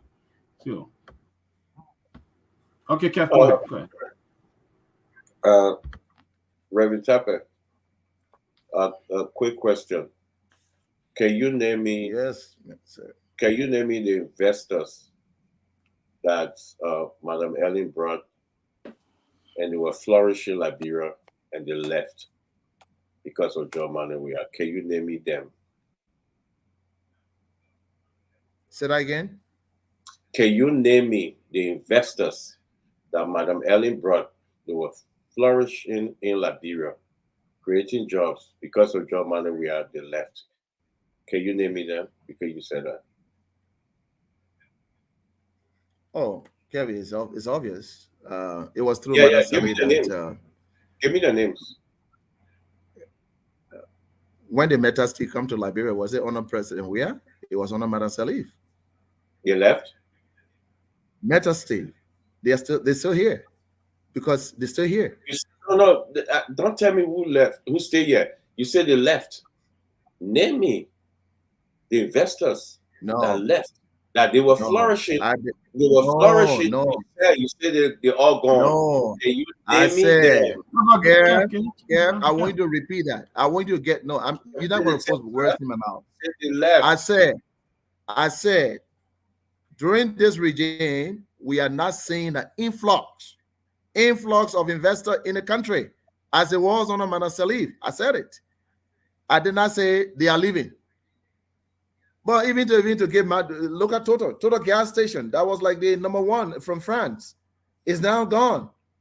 All of their samples is being removed, and so I don't want to go into that. Look, Kev, I want to focus on the positive energy of the opposition and what we need to do to defeat your government, because your government have not served the Liberian people well. They have not served the Liberian well. Okay, let me go. That's the point I'm making. Okay, let me go to my next question. Obviously, you're not served the interest of the Liberian people well. Obviously, you can't answer that. Let me go to my next question to you. You say you're talking to. I'm going to give you one or two so you can just combine in your answer. You say you're talking to opposition. I want to know, you're talking to Liberty Party. Which Liberty Party wing are you talking to? The Ability or the Young League? Number one. Number two, the rally, was it an opposition rally? Number three is Mr. Cummings is in the hunt for VP, the VP ship. I just want you to combine all those three. The first one, I'm talking to Liberty Party. As a leader, I talk to everybody. Who in the Liberty Party you talking There's to? only one Liberty Party. I talk to who the one Liberty Party you talking to? Who? Name? Kev, I talk to all Liberty Party people. I talk to everyone. Yeah, give me one. It's only one Liberty Party we have. What name? Give me name. Give me name. Who's you talking to? Right now? Do you agree that we have only one Liberty Party? I'm just asking you. Do you agree that we have one Liberty Party? I see two Liberty Party. I see talk to everyone that matters I talk to everyone. Oh, you see it? Well, I know one Liberty Party I talk to. They might have issues. We're hoping they're going to resolve it. But Liberty Party is we have in the Liberty Party, we have Musa Ability, we have Senator Nyambli Kanga. I talk to everybody. You talking to Musa? It's not a bad thing for me as a chairman of the United Party to talk to everybody. You talking to Musa? Musa is a Liberian. Why shouldn't I talk? I talk to No, talk to are everybody. you currently talking to everybody. Are you currently talking to Musa? All right, I talk to everybody. Yeah. Let move on. I talk to Okay, everybody. yeah, go to the rally. It's an opposition rally, the tire suffering rally. Was it opposition rally? It was organized by CPP and ANC, right? And I know that those who are suffering attended our rally. Was you it saw the people that opposition showed up? rally? A lot of Liberians, opposition. No. Was it opposition It was a rally? rally organized by CPP. It was a rally, Kev. It was a rally organized by CPP and ANC. What I mean, two of the opposition, and people show up. So Unity Party was not. People show up on every side. So you guys were the Unity There were Party. some Unity partisans. There were some Unity partisans who show up. No, I'm talking about the hierarchy. Who show up. I'm talking about the hierarchy. Even though we did not part of it. I didn't go. Because in our party we arrived at decision through a process, and once the NCC has not met, it will be difficult for me as a chairman of the party to just make a pronouncement that will bring people on the street. Our party is not it's not something that one person can sit down and make a decision. The NCC have to meet and endorse it. And if we have not met, there is no way, no matter what happened. I'm not going to give a mandate. So were you invited? I wasn't there because the NCC did not meet at that time to make a determination whether we should be part of it. But it is on record that we asked the government to listen to the plight of the Liberian people, because people are suffering. It wasn't a wrong rally. I've got to move on. Dr. Peabody, the last one, please, I beg you, my brother. The last one, you're talking to all parties. Is JMB, Cummings is part of your choice of bystander bearer? It's part of Mr. Hassan, Mr. Cummings is qualified. He's a very good man. He's able to be number one. He's able to be number two. We are talking to everybody. We just want the word of the Liberian people to be done. You guys talking to him to be number two? We are talking to him to be number two. Talking to everybody. I can't. All right, Chairman. Yes, sir. I want to ask you one of the areas that you guys consider your strongest base is Lofa County, and in the just ended by-election that was held, you guys came up short, and now we see the CDC is really rallying in Lofa. They are doing everything. Just today, Thomas Fowler had a big party in Lofa, all of that. What are you guys doing to regain Lofa in the next election? Look, Dr. Peabody, we did not lose Lofa. Look, you need to understand the Lofa demographic, tribal demographic. This is one of the only counties that have 6 major tribes in Liberia. Liberty Party has a senator who comes from one of the major tribes. Our candidate came from that same tribe. Now, if the Bandi people say, at this time, we want our son to become the next senator instead of 2 Loma men, it's not a bad thing for people to say, we want our son to also become senator. But that is not, people should not interpret this to be an outright rejection of the Unity Party or Joseph Nyuma Boakai. No. He was clear. He said, look, I'm not against Jala becoming a senator in Lofa County. The Bandi people are fully behind us. We are not in any way out of the box of Lofa. The tribes are united. It doesn't matter. On the presidency, they are very united. But when it comes to representatives and senators, people make those choices based on their sons and daughters' movement and ability to lead. So sometimes we got to respect that. But no, I don't want anyone to think that because we lost that vote by 700 plus vote means that Lofa people have rejected Joseph Nyuma Boakai. Absolutely not. Then you don't understand. Lofa people will never, ever reject Joseph Nimambuaka. I don't care how many parties that Thomas Fala and the CDC throw in Lofa. It's not their area. That's not their stronghold. They will never get it. The Lofa people are traditional people. They follow their tradition, and I believe that 2023 there will be no exception to that rule. CEO got go ahead. Yeah, let me throw in quick 2 questions. 1, election is next year, Reverend Tappet. I'll be straight up with you. A lot of folks say for the opposition to win, there must be that opposition unity in the first round. This unity in the first round will lead to disunity in the second round. If you believe it, my question to you, Reverend Tappet,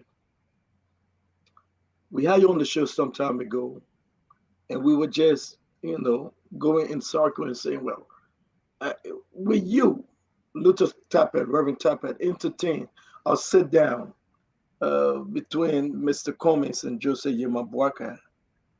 Though some of the ANC folks said no at the time, but is that a conversation now that they should just sit down and just air things out?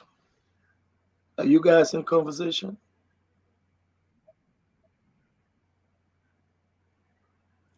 Yes. We are making efforts to talk to everybody. Look, CEO, this country needs to be rescued. And as a chairman of the party of Unity Party, the largest in the opposition bloc, we have realized it's no longer a secret that we need everybody. And so we're making efforts to talk. But as I always say, whatever we discuss is the prerogative of my standard bearer to make that determination of who will be his running mate. And I want us to respect that. No, I'm not. Sometimes it gets to a point people need to understand that. Very Tappet, I'm talking about just casual sitting down on a good Saturday afternoon. I am not on the running mate. Are you guys negotiating for that sit down? Not talking about running mate. All right, you said yes. Let me ask you my second question. Can Joseph Yemabwaka, standard bearer of Unity Party, win? The answer is yes. We are making that. Yeah, the answer is yes. Okay, I think we got a delay. Let me ask you my second question. Can Joseph Yemabwaka, standard bearer Unity Party, win an election in Liberia today without the full support of Mr. Alexander Cummings, ANC? Can he win an election? Can he beat George Manawea without Mr. Cummings' 100% support?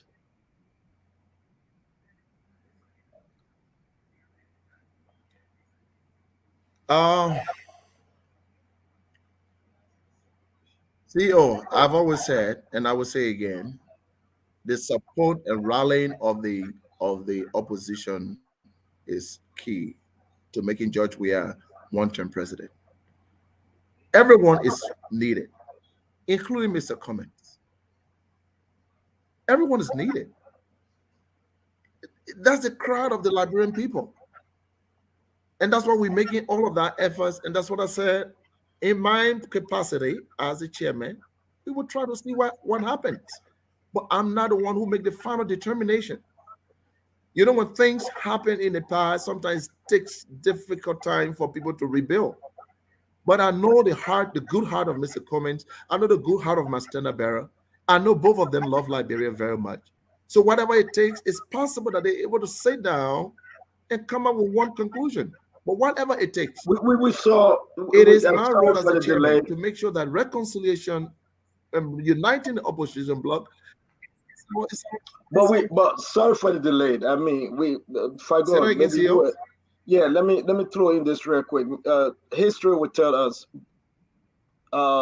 Liberty Party standard bearer at the time, Councillor Bronski, say, you know what, you'll do what you want to do.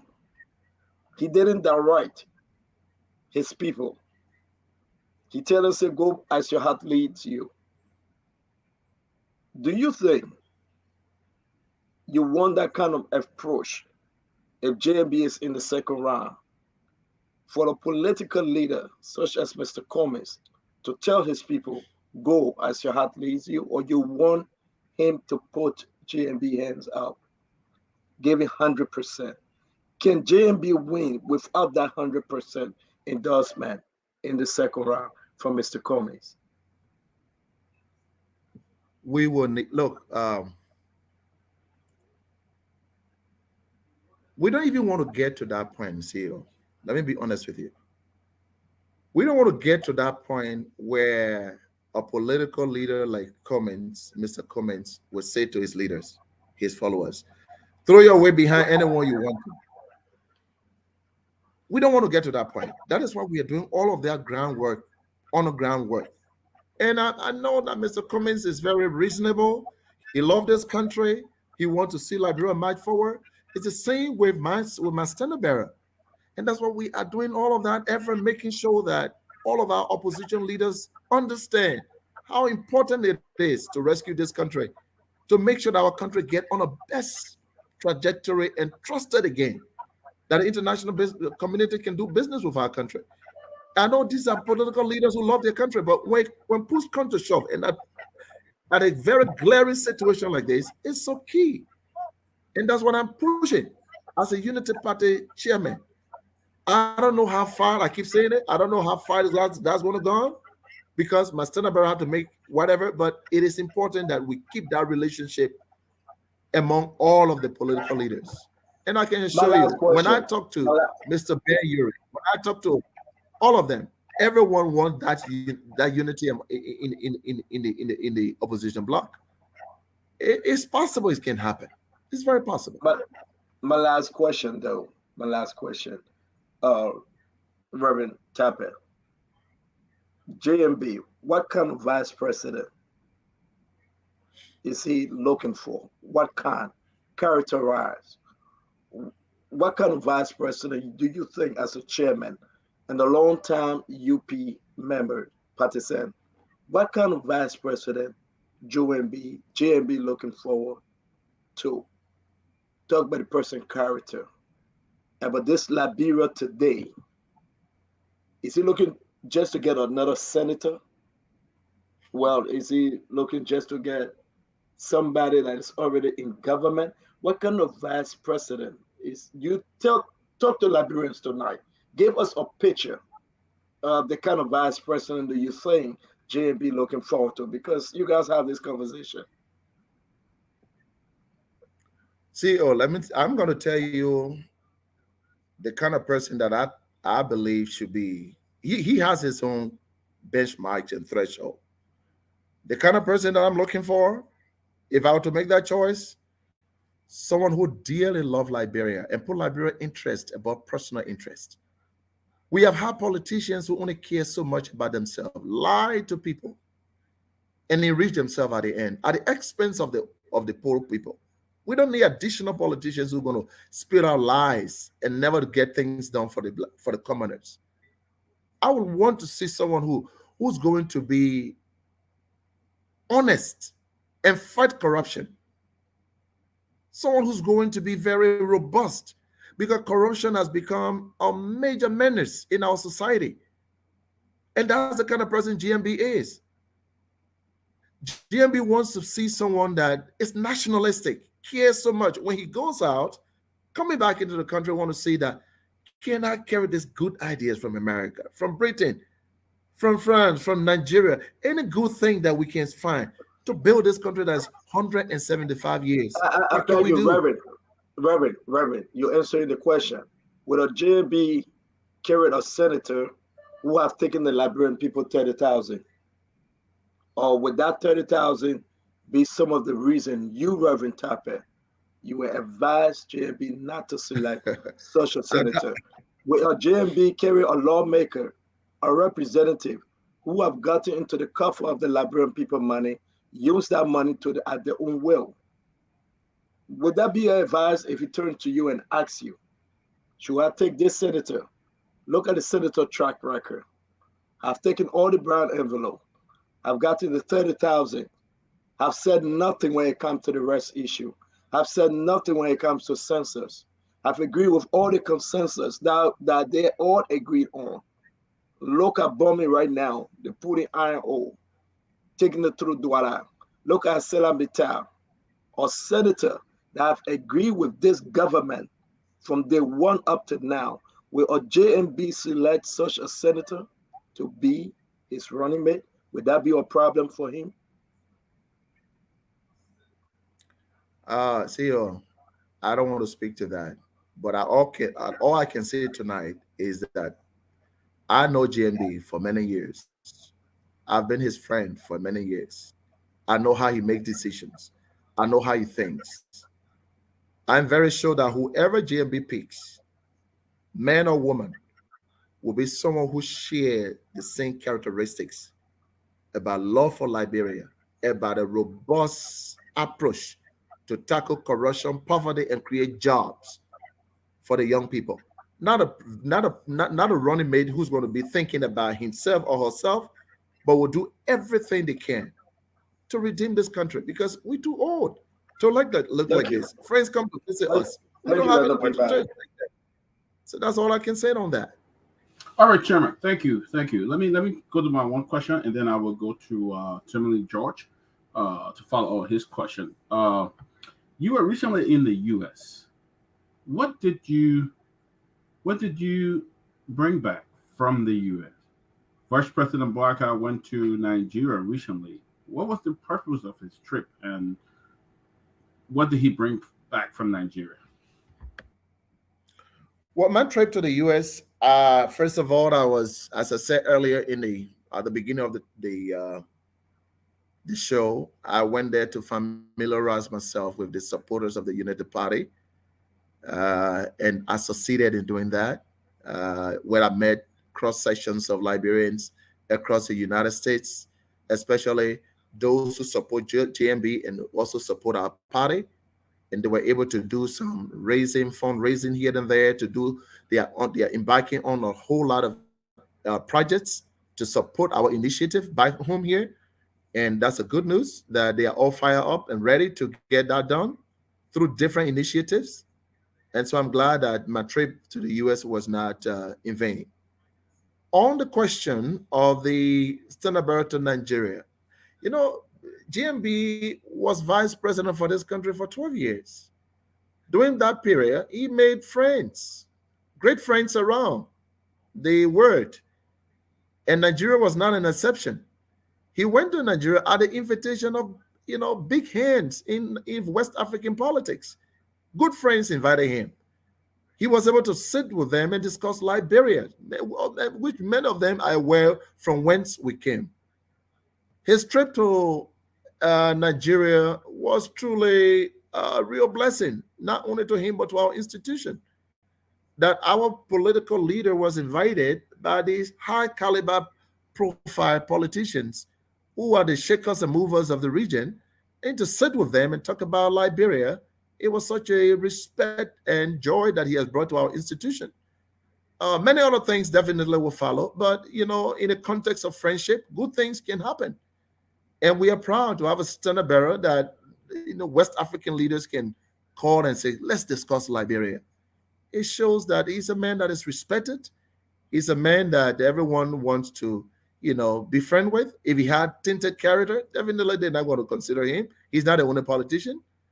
And he demonstrated that, and we're very proud that our standard bearer could go there and sit with men and decision makers of the region and plead the case of Liberia. We're so proud of that. All right, Timothy, go ahead with your question. Chairman Tappet, for me, I just wanted to, not a question, but I just want to say that I repeat that, from the way of things, we see things going, especially throughout this year, it has been very challenging with the opposition. The last time opposition were united were in 2020 when they united to win several seats, especially the coveted Moderator County senatorial seat that Dillon's won. It shows to the people that what united opposition can do. And since then, people say it was a curse, perhaps, for that seat to have gone to the opposition, because since that historic victory, you guys just went into shadows. And today, people are worried that those who want to see a change or who want to see a new government in power 2024, they are worried that they see the opposition because of the disunity and the virtuals and insults from all angles. They are worried that it may end up being a re-election of President Weah in 2020 come in the next year. So I don't know what assurance you got to give the Liberian people that you guys think that this formula you guys are carrying to the elections, that they can stand alone, that will make it happen. Because don't forget, there's something they call the power of incumbency. When you are we are seeking re-election, you have the bullet pulpit, you have the financial war chest all to your advantage, and we have a budget that's more than almost pretty close to 800 more than 800 million budget. The president will be going through the country, dedicating some projects this coming year, and the people will see it and say, well, this president is making strides, and we think we should re-elect him. So, but then you guys will have different messages going and so forth. So people want you guys to think the strategy and really think about the greater good of the country instead of the personal egos or so, because it's serious that Liberians are not willing to see a divided opposition, and people may be frustrated, they may stay home, people may just not take on the elections. So I hope and pray that you guys, your partisans and the supporters, will start to think that, look, it's important that you guys start to talk. You and Billy need to talk. You and the other party leaders need to talk frequently and put the country first. If you guys really want to see that President Weah as a one-term president, if not, like I always say, come 2024, we'll see a re-elected President Weah or new president. Well, thank you, though. Thank you for the interaction. I agree with you. I agree with you, my dear brother. I agree with you. And I can assure you that as the chairman of the United Party, all that we can do in our power to talk to all of the opposition, we will do it.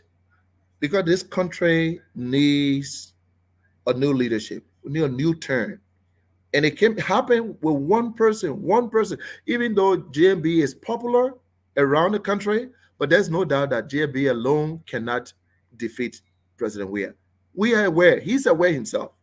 He understands. Every time he talks to me, he says, Chairman, what can we do to bring the opposition together? I'm telling you what he said to me 3 days ago. Chairman, what can we do? And so I take this as a personal mandate and a personal move to make sure that we will connect with everybody.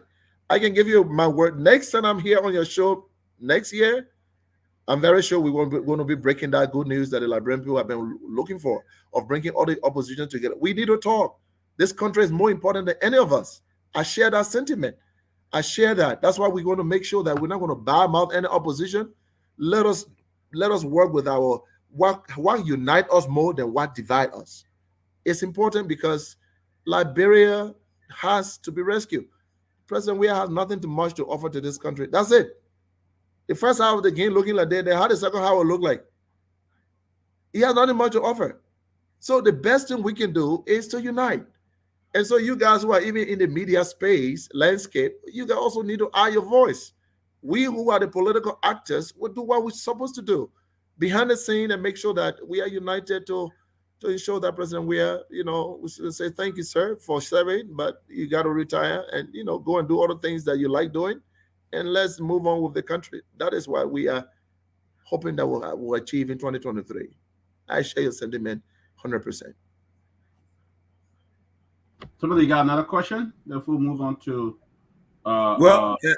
just another one to say that I think too, there should be no reason. I think Stanton or other people try to ask the question, but let me put it this way: there should be no reason why you guys before coming to the election, I think what people want to hear quietly to see that there's a meeting between Yombly. I mean, it's not about CPP again; it's over. But you also tried to revisit where Yombly Cummings, Tiawan, Joseph Boyka, with few of the aides, few of the advisors. Try to meet quietly that people will know you guys meet.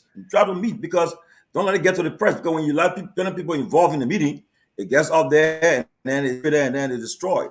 You guys should try to meet somewhere, whether in Liberia or somewhere in a neighboring country. You guys got to meet and start discussing about the issues affecting the country and what's at stake. Because tomorrow, if anything should happen, if you guys don't succeed in what you guys trying to do to unseat the present leadership, people will blame you guys, that you guys allow your personal egos to take over the greater good of the country, and that's why you guys got the president re-elected. So you guys should really think about it and try to make it meet as announce it, but try to meet. There should be no reason why opposition community you guys are not meeting frequently, especially the leaders. They should be able to meet and face to face. It's very important though. If you guys really want to be taken serious and really want to see that you guys are united in an eventual second round. So Thank you, sir. Noted. Noted. All I fully right, agree with you. let's go to Mr. Fagon, then we'll come to Kev. We'll go to the phone line like around 6. We'll take some calls around 6 o'clock, and then we'll call it a day. So, Mr. Fagon, go ahead, and then we'll come to Kev. I will concede my time to Kev and wait for my closing, if you don't mind. Kev, go ahead. Reverend Luther, you took 12 years. 12 years. You asking the Liberian people for another 6 to 12 years. Can you tell me, in the past 12 years, what you guys did and what you guys want to finish or accomplish? Because you took 12 years, nothing we can show for. You asking for another 6 to 12 years. Why do you want another 6 to 12 years? Why you have 12 years? You know, Kev, when you say that there's nothing to show, then I was like, really, Kev, you saying that? You're saying that UP ran this country and nothing to show for it? Yeah, tell me what is country. Yeah, tell me. Oh my goodness. You mean what happened in 12 years of Unity Party rule? Post from education to healthcare to infrastructure. What can you boast of within 12 years? In 12 years, the Unity Party was able to restore the dignity of Liberia in the international space. A country coming out of war was now again recognized and admitted as an honorable member. In 12 years, we were able to do that. We had debts, burden, and Madam Sally and GMB, where the chief advocates, debts were forgiven in that 12 years. The civil servants, you go to our schools, there were stationaries, there were drugs in all the hospitals across the length and breadth of the country. And right now, you go to hospital, you can't even find paracetamol, not even one. You go to the DEO offices today of educational institutions, you can't find a sheet. Anytime the secretaries then want to do anything, they have to go and buy their own sheets. But during the time of Madam Sally, we had trucks and trucks and trucks of the Unity Party government bringing in those things. And you say we have done nothing? The civil servants, the salaries were being paid today, harmonization. People they don't even know how much they're earning. And you say we have not done anything, Kev? Civil servants are so disenchanted nowadays under this government. And you said they know that when we now have another 12 years, they know what will happen to their lives. Several Liberians across this place were trained around the world, and they are running services in the country. Benchmark integrity institutions were put in place. thresholds that would check some things were all there. They all been rubbished under this regime. I'm asking this. Wherever Manasali went, she was respected. Unity Party was respected everywhere around the world. You're telling me. And you say that we don't deserve it? No, you're telling me. The respectability of that office was. Yeah, you're telling me. And Kevin say it's not something. You're telling me. You say it's not something, Kevin?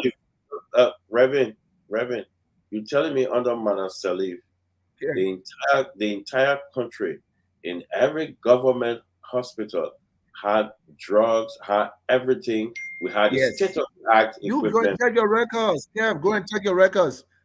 Go and check your records. Wherever there was a government hospital or even private clinic, the Ministry of Health was supplying all around the country. Name me one hospital right now. You can check it, Kev. No. Name me one hospital right now. Go and check what's happening now. Go and check what is happening now. Reverend, people are dying of malaria, little sicknesses. Can you come back in? Can you tell we done? You come back in. Yeah. You have to realize that. Come on. You might be on different political divide, but you can't deny that Unity Party provided a kind of robust leadership that met the very basic need: health, education, and even all the road projects. Who started them? That Unity Party. You're saying that we don't, we have not done anything. Then why do you think that the Liberian people want the Unity Party back? Because we have done something tangible that they have seen. Reverend. Go ahead. Name me one hospital that had all the drugs, state-of-the-art equipment that you can boast of under Madam Ellen. What's about the Jackson Doe Hospital? The Jackson Doe Hospital in Nimba, who built it? Was the Jackson Doe Hospital, who built it in Nimba? Was it President Weah? It was built by President Salif. The Jackson Doe Hospital in Nimba, who built it? Yes. So the records are there, Kev. So you want us to sit down and say, "Oh, we didn't do anything"? We're not going to buy those kinds of things anymore. We've done a lot. And if you can choose to believe it, you don't want to believe it. The Liberian people know what the Unity Party. Look at the people's lives. Are their lives better now than what it used to be? They're regretting. How many and that's why we are on a rescue mission, and we will achieve it because the country is heading in the wrong direction under this leadership. Reverend, how many hospitals Madam Salif built in 12 years? How many? Yeah, you want us to go into that? You want us to go into that? Yeah. I want you to talk. We're talking healthcare now. You want us to go into that? Let's talk healthcare. How many hospitals did Madam Ellen build in 12 years? Let's talk now, my brother. We're having a good Monday discussion. We're relaxing, having. Just tell me. I'm all the way in America. I need some education too. So tell me, how many hospitals that Madam Ellen built in 12 years? How many hospitals have President Weah built? Is that a comparison you want us to do here today? Okay. Yeah, my brother. We Wednesday he opened another one, state of the art Wednesday. So I'm asking what is there? What is in that hospital? Why is it not in the building? I'm asking you. No. What is in that? I'm going to ask that building. Dr. Peabody. How does that one hospital in the villages? Dr. Peabody, I want to ask you. People to have paracetamol. I want to ask Dr. Peabody a favor. Let me show. And let Dr. Luther Tappe show, and let's do it today. Let's end this thing, the hospital business today. I will show my own, you show your own. Can you? Why you didn't tell me that we're going to do the contest so I can bring on my own? You got your own right there near you. No, you can call. Let me call my own, you call your own. Okay, let's go to the question. I want to challenge. No, I want to challenge. Give Dr. Tappe the chance to ask the question. Okay. You actually how many hospitals? Let Dr. Tappe answer your question. And then if you got another question, you go to him. Let me ask you the question. How many hospitals Madam Ellen built in 12 years?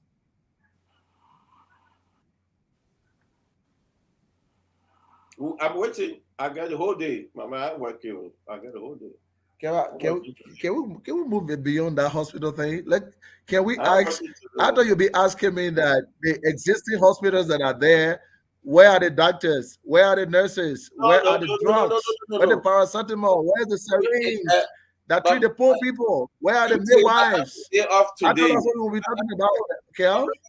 I have a day off Let's today.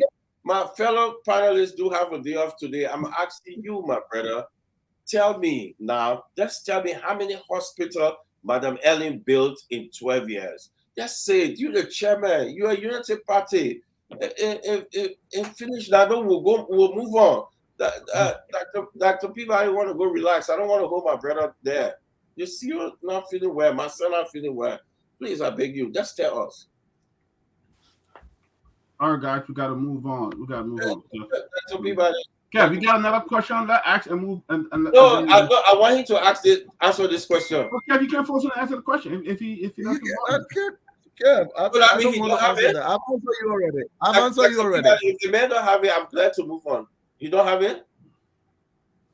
You don't have it, Remy? I have already outlined the records that we have achieved in our 12 years as a party, the leadership we provided for this country, the ministerial complex, all these things are there. You know it.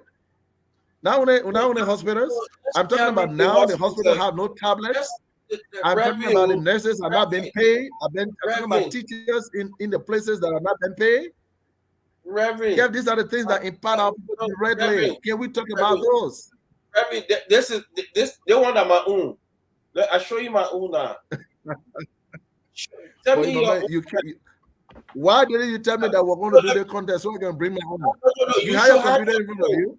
You should have your own. Look. We can show you state of the art. Yeah, you can't impress me with this. You can't impress me with this. I'm not impressing you. Let's show you. I'll show you my own. Show me your own. Okay, you know what? Next time I'm coming, I'm going to bring all of the pictures. Let me say something.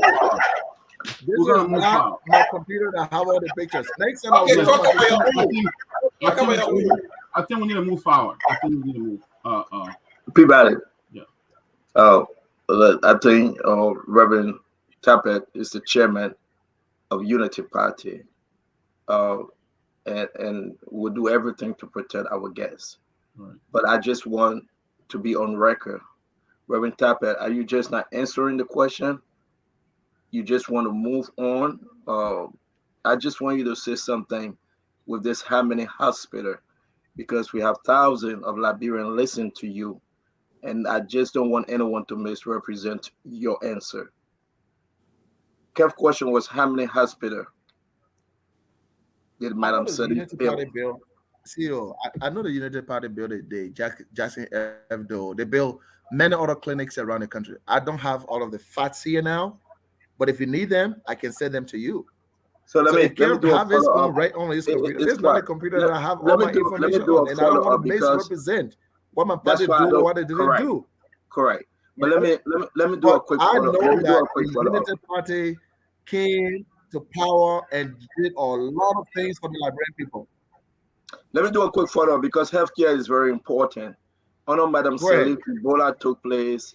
Under Madam Salif, the work with Toba Yenswa and the rest of them, and thank God, Sir Joseph, everybody fought Ebola all of Liberia. Thank God, that was great accomplishment. The ELW hospital. We can also say ELW hospital. Who built it? That the UP government built the ELW hospital. ELW hospital that UP built it. Is that what you said, Reverend Tappet? Why you said somebody getting wrong information? Reverend Tappet. See, I think we need to move on. I don't think we need to. No. I'm trying to ask a different question, Peabody. I'm begging you. We're saying that I don't know whether I heard him right, but I don't think that's what he said though. Yeah, he said that. He said ELW hospital at UP building. He said that. My question, Dr. Peabody, then I will let you guys up, is that seeing the Emory Hospital, right, Dr. Peabody, can the opposition appreciate that hospital, especially its location and Buffalo. You get what I'm saying, Dr. Peabody? That referral hospital, where it is located, a big, beautiful, modernized hospital. That was my question. But I don't know what I got the Reverend right for him to say UP built ELW because I think it was under President Sirleaf administration that the new ELW hospital was constructed by Billy Graham. It was under President Sirleaf administration that Billy Graham rebuilt that hospital. So it would be fair to say I don't know rebuilt. It was rebuilt by it was refurbished. Yeah, rebuilt by Billy Graham. But it was under President Sirleaf administration that Billy Graham ministry came to and rebuilt that hospital. I can say she built it, but there was an issue with the land. They should have the original ministerial complex. I know the history of that hospital. Yeah. You're right. You're right. So we can say all her administration, we got a modern hospital who built it. Because we know that president, we have administration, but who built the hospital in Babalu? You see what make this important? People, you see what make this important? Right. CDC now got something to run on when you talk about hospital. You get what I'm saying, Dr. Peabody? Right. They begin to name the 14 military, the one in Riverside, now Buffalo, Redemption Hospital coming up. So now the question will be, but show me a hospital that was built. And I think UP should get ready for this and come up with a very, very good answer to this question. Well, I think the chairman can say. But Peabody, yes. The argument is that government is continuity. The negotiations of all of these infrastructure was done by the former government, and it's continuity. So it just went into it. The funding was all secured by the. So it just matter of continuity. So it's not. So I don't know. Take the credit. George, who will take the credit? Who will take the credit to money? Computer on person in administration. So yeah, but it's not to say that. It's continuity. Ask somebody if Emmerich was a continuity. Well, even if it's not, look, Mr. Papa made a great point. Yeah, it was built. Okay, so I'm asking Tony Emmerich. Yeah. The issue the Labrampo will be asking a question. They say 6 years ago. 6 years ago, so that the Labrampo level have changed. It have changed. Labrampo community, Labrampo below poverty level still more in poverty today than 6 years ago. Now the issue we're talking about the Brian, but military hospital. Yeah, it is good. It is good. Hospital is built. It's good.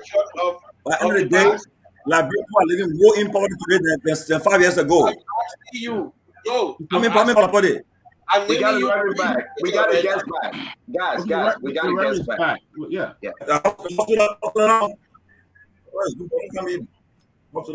Man, I beg you, man.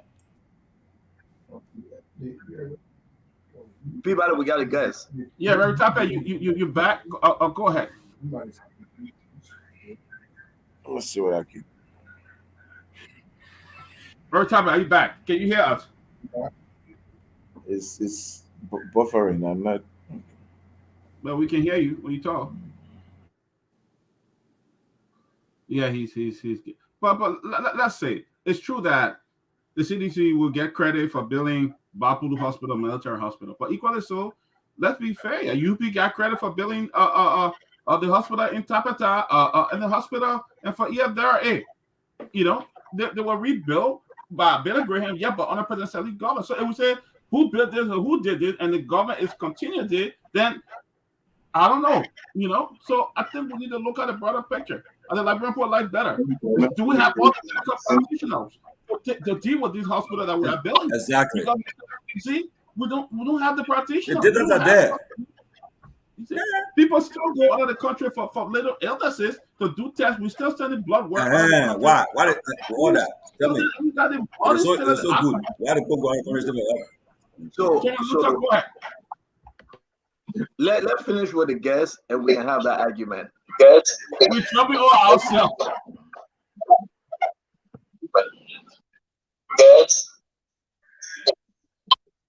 We're jumping all.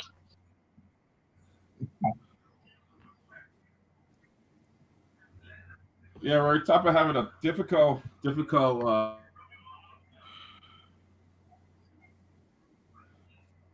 I said I give credit. Yeah, President Shelley did a great job. I mean, we all did a great job building the military hospital, building the bipolar hospital. Great job. But other leaders came. We had hospital built under them. We give all of them credit for doing that. Even the negotiating, we give all of them credit. I'm still having problem with my. Go ahead.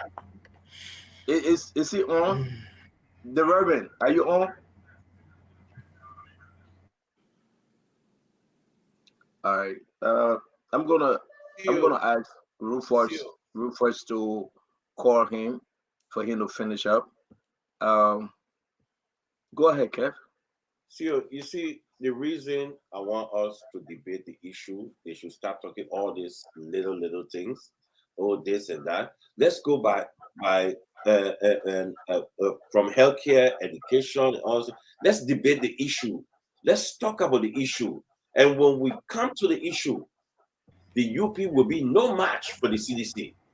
And what about saying 12 years to 5 years? And 5 years minus 2.5 years for COVID. It will be I'm no match. No match. Let me say this. I'm sorry, Cap. Before we lose him, Cap. There will be no match for us. Go ahead, Reverend Tapper.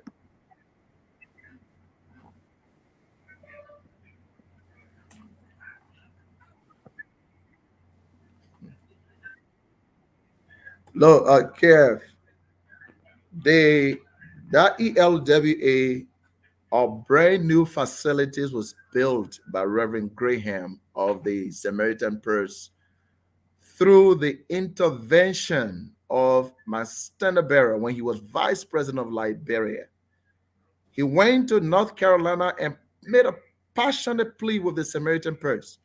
And that new hospital is now the largest in that whole compound, was built from scratch. ELW was in a very small building.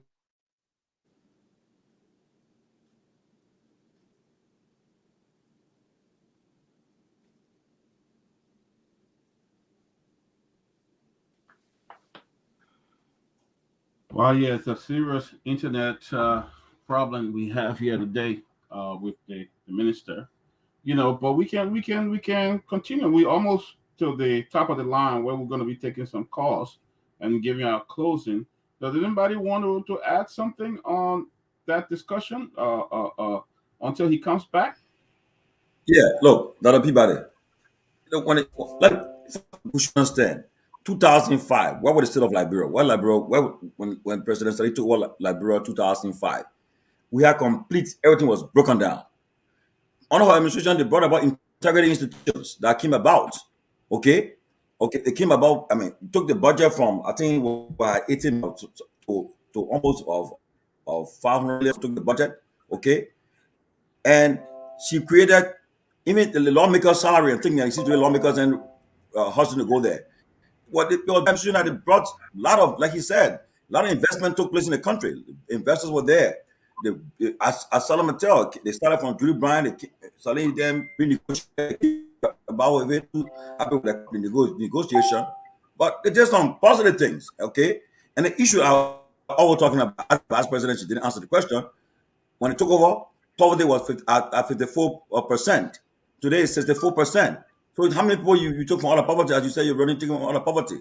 The Liberian people ask themselves, today, are they better off today than 6 years ago? The question will be asking during the next 9 months. So hospital is fine. It's good. I praise the president for the military hospital. They help Liberians during the COVID, and the new hospital, the Emirates Hospital, for completing it. That's good. But we should not only dwell on the hospital. Talk about the economic condition of Liberian people. Are Liberians particularly in their own economy today? A question that will be asked in the next 9 months. The question will be the debate. To face the debate, ask the questions. All right, Mr. Falcon, you got something to add until Dr. Tafek comes back on? I guess you forgot about me on this show anyway. I'm sorry, you tore off the path the first time, so that's why we. But anyways, he's back on. That's his internet stuff. Oh, yeah, he's going again. So, all of these political parties have work to do, serious work. They always have to set up a strategy team. You have to set up a media team. More so, they will have to put together a campaign debate that resonates with the people in a way that their platforms will be sold and the political ideologies will be bought. A great example will be when the Reverend said, Ellen built ERWA Hospital. No, that's not true. Somebody's going to go take that part, cut it, make fun out of it. The truth of the matter is, ERWA Hospital been there for over 50 years. And what Ellen did was negotiate the piece of land that you see right there in, what they call it, town. And what happened, there was an extension. The people did not even want that to happen. So even here today, it was Joe Barker who negotiated it. It's news to my ears, but at the same time, I can take that. An extension of a hospital is not necessarily a construction of a hospital.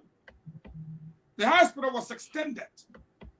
And indeed, there is also now, that's why I took up my tooth.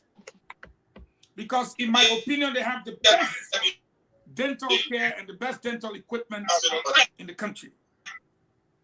Having said that, it will be left with the CDC to be able to debate Reverend Tapper in the way that will defeat him, not necessarily make an argument. Because if you say 14 military, they'll say Tapeta Hospital. If you say Bapolu, they'll say Jackson F2. It will depend on the quality. And if you make the argument against the CDC that the hospitals are there without equipment, of course it's been proven that they don't only have equipment. When the CDC took over, I made a pronouncement on behalf of the government that 22 doctors, Liberian doctors, were sent out of the country to specialize in various areas of medicine, something that was never done in the history of our country. That was done by President Weah. And they will be returning next year to fill these hospitals, from orthopedic surgeons to OBGYN to child care specialists, everything you can think about. 22 of them left the country immediately when he took over. So it's not that he's building, you know what? I don't want to sound like President Weah pays people to do his job. They should come and do his job. Okay, now, Fago, I want to hold you there. I want to hold you there because somebody is on the phone. I want you to listen to them. We have the Secretary General of UP. He's on the phone because Luther is on and off. He want to speak and defend UP argument that Kev Hassan raised. Rufus, bring him in. Is that right? Go ahead. Hello. Yeah. Hello, gentlemen.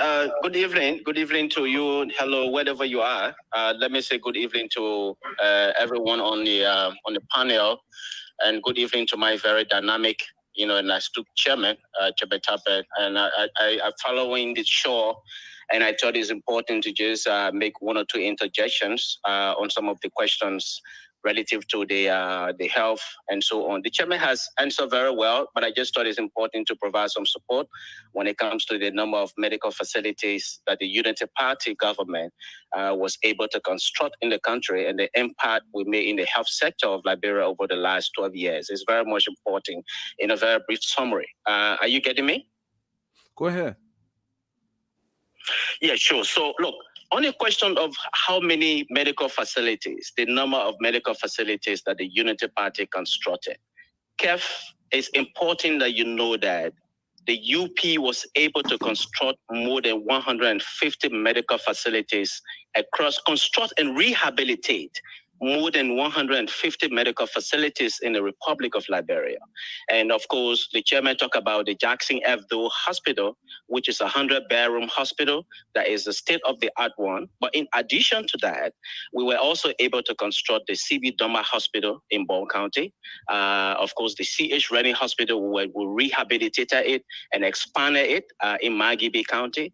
We were also able to construct the Telawaya Hospital in Lofa County. We expanded it. We constructed, in addition to that, we facilitated the construction of the GW Halley Hospital in Sanikole. And we also were able to construct and rehabilitate major government medical facilities across the 15 political subdivisions. We did that. In addition to that, when the UP administration came in, of course, patient to doctor ratio, there was a very huge gap in patient to doctor ratio. The UP administration thought that it was very important. At that time, we had less than 15 medical doctors in the Republic of Liberia. And you can imagine what patient to doctor ratio was at the time. So the UP government Can we hold him 1 minute? Very hard to close the gap when it comes to Rufus. Let hold him 1 minute. Yeah, Secretary Tappet. Sorry, Secretary Twet. It was Twet. I'm sorry. Real quick. The question, not rehab, not refurbishing, not extension. The question was, how many hospitals in 12 years did the UP government build? Constructed. Don't talk to us about extension. Don't talk to Liberia about rehab. Don't talk to Liberia about we added something new. How many brand new hospital was built? I just want to bring you back to the question, Mr. Twine. It's important that you know, because this is part of the progress that the UP was able to achieve in the whole of the health sector of the country. We constructed, I have said to you, about 150 medical facilities in Liberia. And of course, the standard for hospital in the Western world might not be the standard for hospital in the Republic of Liberia or in other African countries. So, and I have named you some of the major hospitals that we were able to construct.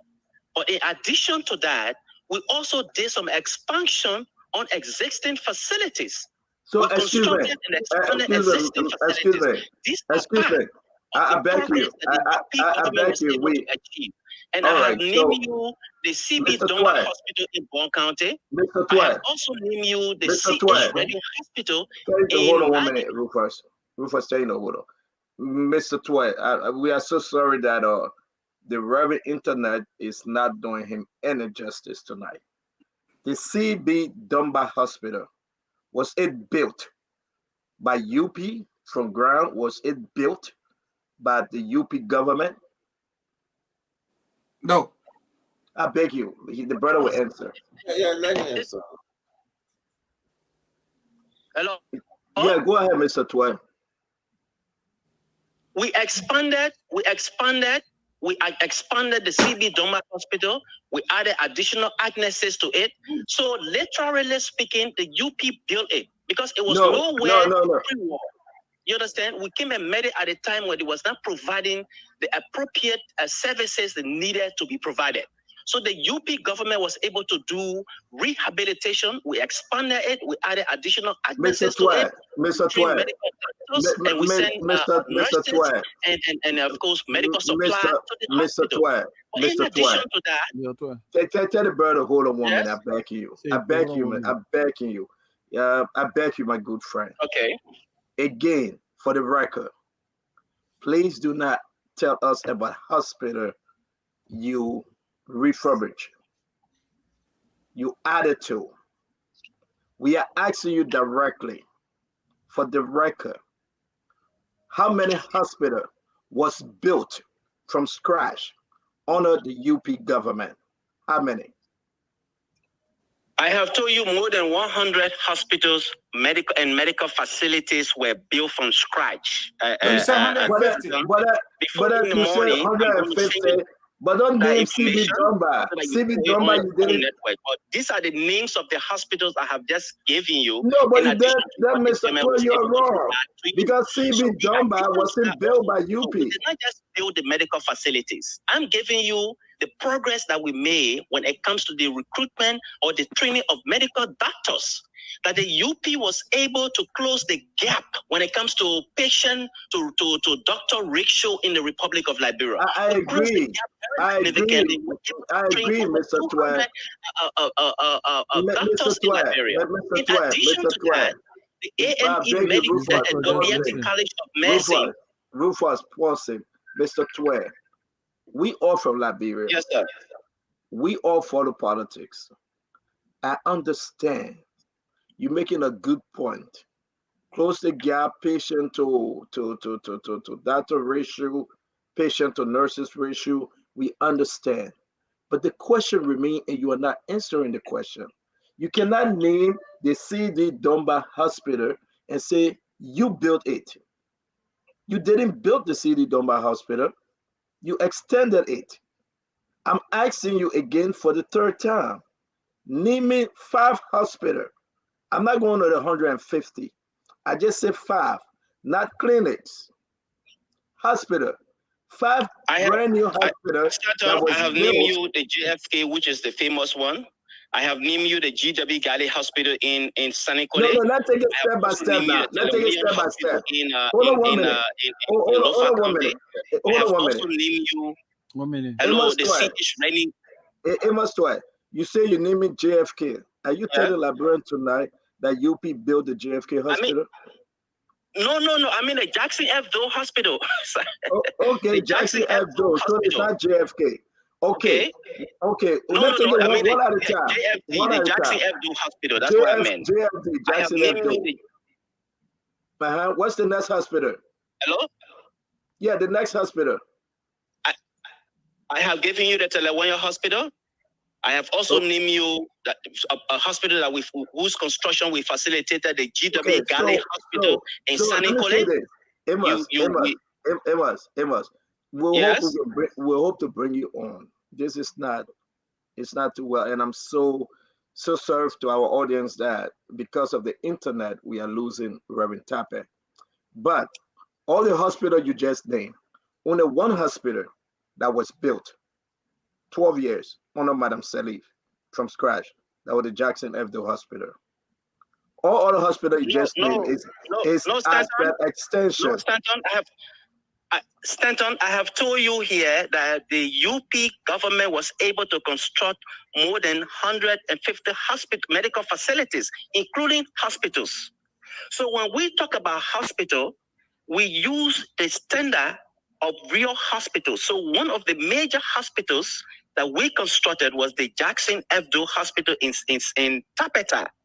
In addition to that, when you go in Sanikole, there is the GW Galley Hospital. Also, when you go in Lofa County, we're giving you names of hospitals that we were able to construct and we expanded. It's part of the progress we made in the health sector of the Republic of Liberia. You cannot just build the infrastructure and you do not supply the equipment, you don't supply the human capital that will be able to and provide the needed services to our people in the health sector. So there was a huge gap that we met in the sector and we closed that gap. That's what I'm saying to you. And I was just about to tell you that in addition to the construction of those hospitals, what we also did was to increase the number of doctors. So the UP government was able to develop a per diem scheme for doctors who were attending the AME Adriatic College. Thank you. Can I finish my thought, man? For real. Yeah. Well, let's set something up, Fagon. And I know, sorry, Dr. I need to finish my thought. Sorry, Dr. Peabody, I had to do this, but that's Amos Twe, the Secretary General of UP. Someday we're going to have him on the show again. Let's try to bring in Luther, that he can give his closing, then we can wrap this thing up. The Reverend Luther is on.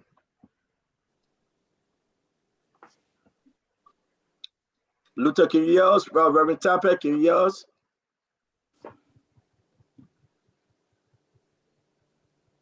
All right, Dr. Peabody.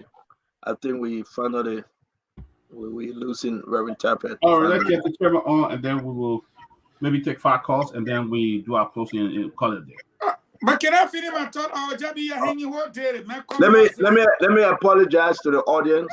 Due to the internet, Reverend Tappet cannot give his closing. You guys see he's in and out, but it was a good conversation, and we wish Reverend Tappet well. We hope to have him back whenever he's available with a better internet connectivity.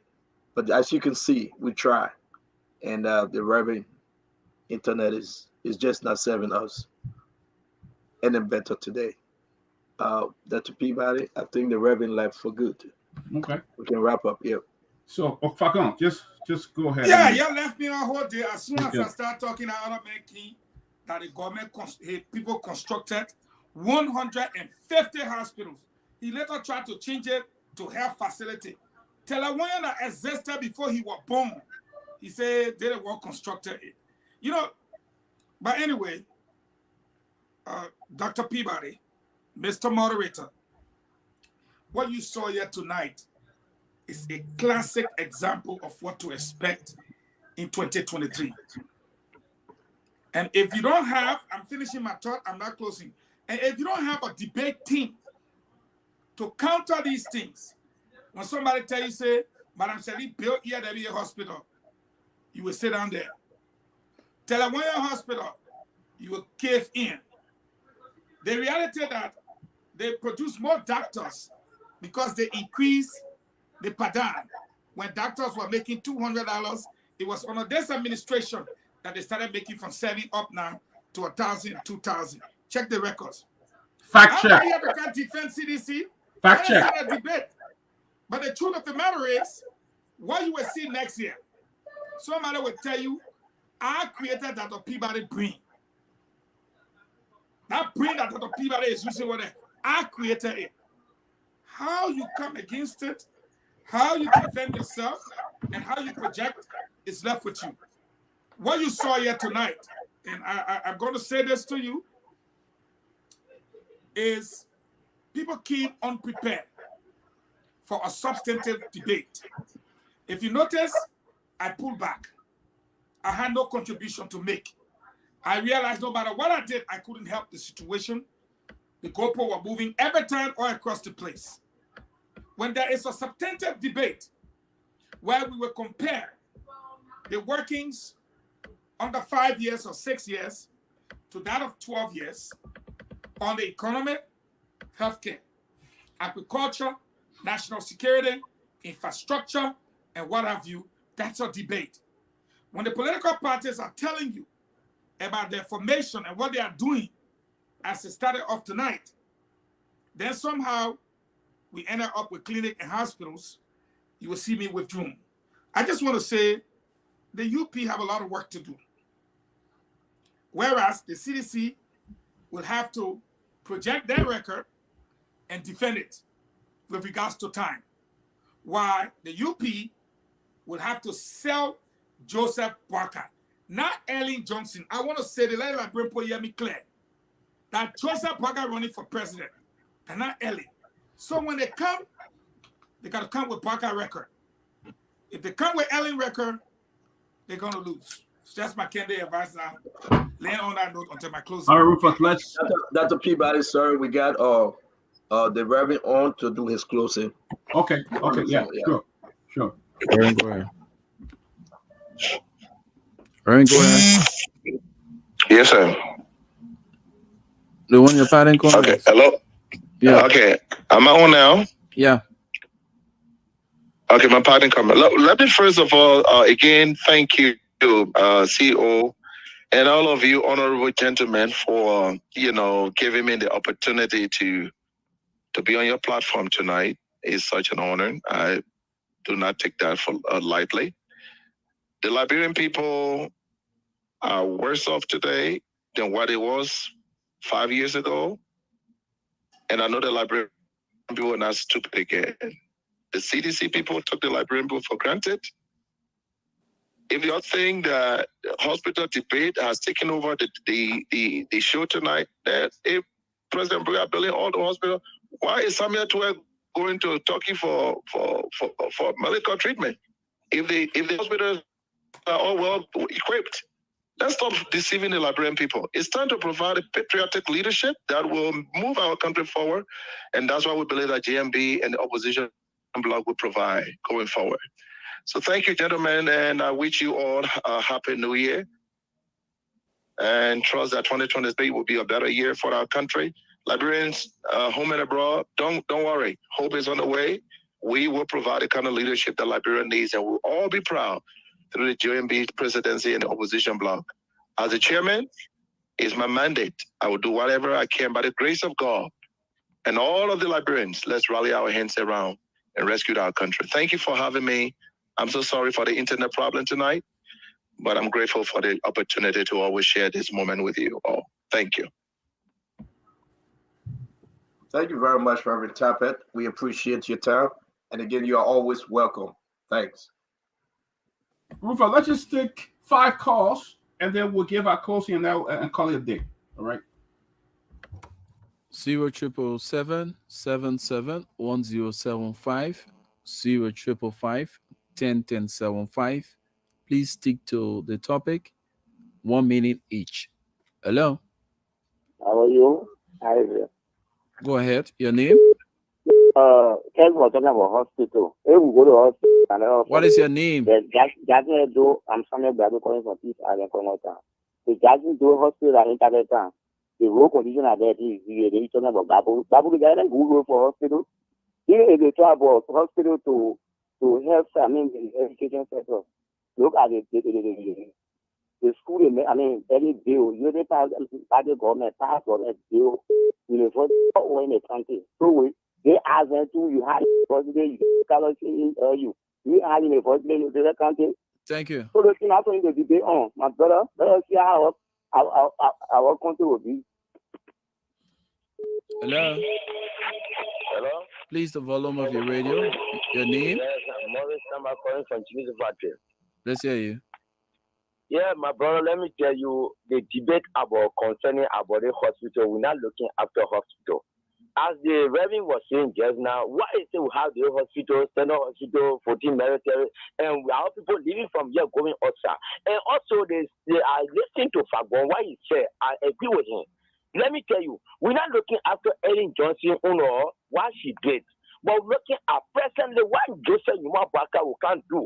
We are not debating United Party. Yes, they need a United Party, but we are after the past United Party. We look at the present, what the United Party presently can do. So okay. Thank you for the call.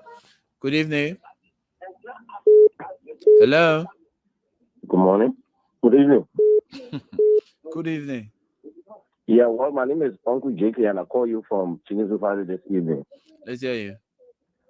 Yeah, let me firstly thank the chairman. The chairman spoke very well. He spoke on the issue, and also to the Secretary General that came in and provided more education to Kev. But I want Kev Hassan to tell the public before he leaves the studio. Let me tell the Liberian people how many investors have come to the country since 5 years of President. We are as president of this country. Tell us how many investors we can boast of coming to this country. Thank you. That he can tell us. Thank you. The fourth caller. Hello. Okay. 0777771075 055101075. Hello. Hello. Hello. Your name? Avi M. Jones, Sierra, Community Staff. 1 minute. 1 minute. Let's hear you. Yeah, the issue is today there concerning the chairman. Because when you come to any political process, you gotta learn. But to be real, you know the party stay in the country, so we can get another chance to say, we'll get a chance to come back. You don't got to what? To collect the balance money that you left there. No, we're doing that. We'll continue with the party we got right now. President, we are trying our best. They can't talk about hospital. He said they 150 hospital where you pay cleaning. Although you are helpful to the people, but how you call that cleaning? We dealing with cleaning right now.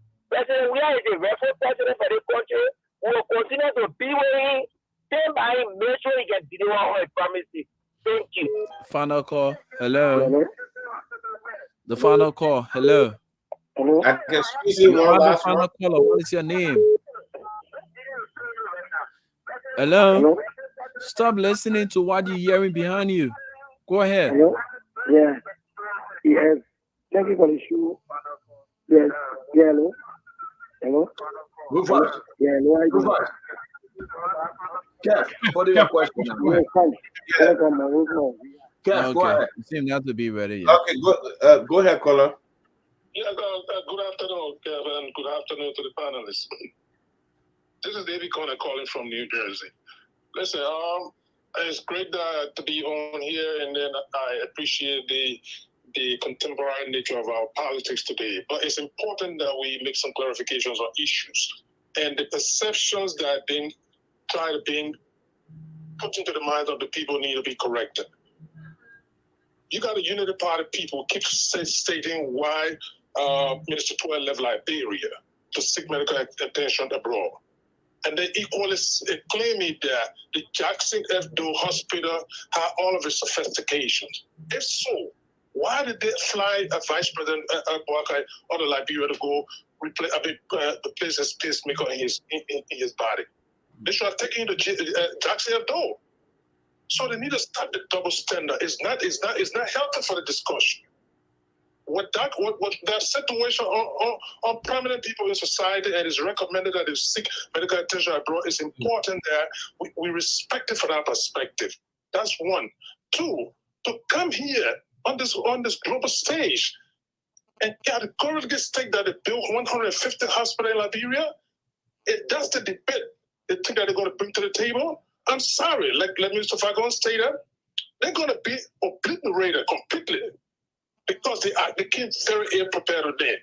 And then lastly, if you have a government that have sent 22 medical doctors from Liberia for specialization, it's important that those things be highlighted. It never happened in the history of that country.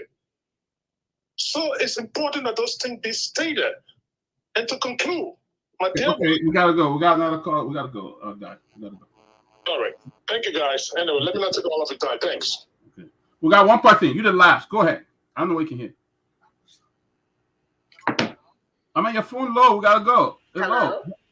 low. Go ahead. I mean, your phone. Yeah, okay, go ahead. You on? Hold on. You on? Okay. Yeah, this is Berenice Moluba from Sea Life Clinic. Yeah, go ahead. I would love to hear a conversation about affordable health care, not infrastructure, not the building, but the actual health care. Affordable one. Speaking to the masses, are you speaking about the majority that living on the poverty line? You're talking about basic health care that being affordable, meaning somebody actually go and pay for their basic health care in those buildings. Not just having the doctors there, not just having the building there, but it's affordable because there's so many people that have died in those hospitals because they couldn't afford just the basic. You have to pay money before you get taken care of. There's no insurance. There's no welfare program. So when you talk about health, you're talking about the system. But every time our government, past or present, speak on health care, they talk about infrastructure, they talk about the building and the doctors, but not the system. So when are we actually going to have a conversation about the affordable, keyword, affordable health care for the people? Okay, thank you. Let's just do this one person and then we'll be done. Go ahead, my man. Go ahead. Can you hear him? Your phone low. Your phone very low. I'm sorry. I mean, guys, let's do our closing. We'll start with CEO, and we'll go to Kev, Timberly, Fagon, and then I will just we'll call it a day. Kev, go ahead. Who's going? Kev, I mean, CEO, sorry. But somebody got that phone ringing though. Rufus, is that you? All right. So I want to say thank you very much, guys. A wonderful show, man. I needed to interact with Reverend Tappet, but due to my voice, I try at least. I would appreciate you, Dr. Peabody, Kevasa, Timothy and George, Eugene Fagon, a wonderful show. Uh, the Liberian people will decide, you know, like you always said, Dr. Peabody, and the argument will be made. Now we get Mr. Twice saying 150 hospital facility that was built. CDC got a different spin to it. But you know why? The records are there. The records are there. You know, yeah, let me meet you a little bit. The records are there, and these things will not be in hidden. Liberian people will know. I like the way the conversation is going, Dr. Peabody. Let's discuss on issues. What have you done? And what will you do differently? I really like that path. What have you done and what will you do differently? You want to be president? A president we want to be re-elected? Let's bring the argument on the table.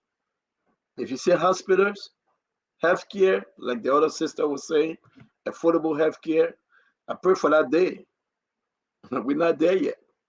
So what have you done? Education, what have you done? What are you willing to do? What will you do?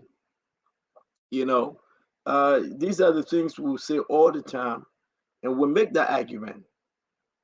I'm so happy that Liberians listening to us. We'll point to them. The records are there. So that's a good conversation. I'm pleased that Reverend Tapper show up tomorrow. We'll be having a wonderful show. I beg you, Dr. Peabody, let me squeeze this caller in, please. Let me take the rest of my time. Go ahead, my friend. Your name and where you calling from? Yeah, my name is Cyrus, and I call from New York. So just to provide some clarity, the Telemuya Hospital was burned down completely to the ground. So the United Party government constructed the Telemuya Hospital from start to finish. That's one. There is another hospital that is built in Fishtown, Riwaji County. There was no hospital in Riwaji County that was built. The United Party government built that hospital from start to finish. Apart from, like, take for example, there is a hospital in Pinsville. The government-run hospital in Pinsville is a new facility that was constructed by the United Party government. Besides that, what's the hospital name? Can you give the name of those hospitals? Even the one in Riwaji, like you call it name. Jackson Doe. If I'm mistaken, it should be a Jackson Doe Hospital in Pinsville. Right around Jackson Doe Hospital in Pinsville? Yeah, I know Jackson Doe. I can't remember the exact name because I'm thank you. Thank you very much. Thank you. Jackson Doe Hospital is in Nimba, not Pinsville. But so they got another Jackson Doe in Pinsville. There is a hospital in around 72nd area there. All right. Thank you. Yeah. Thank you.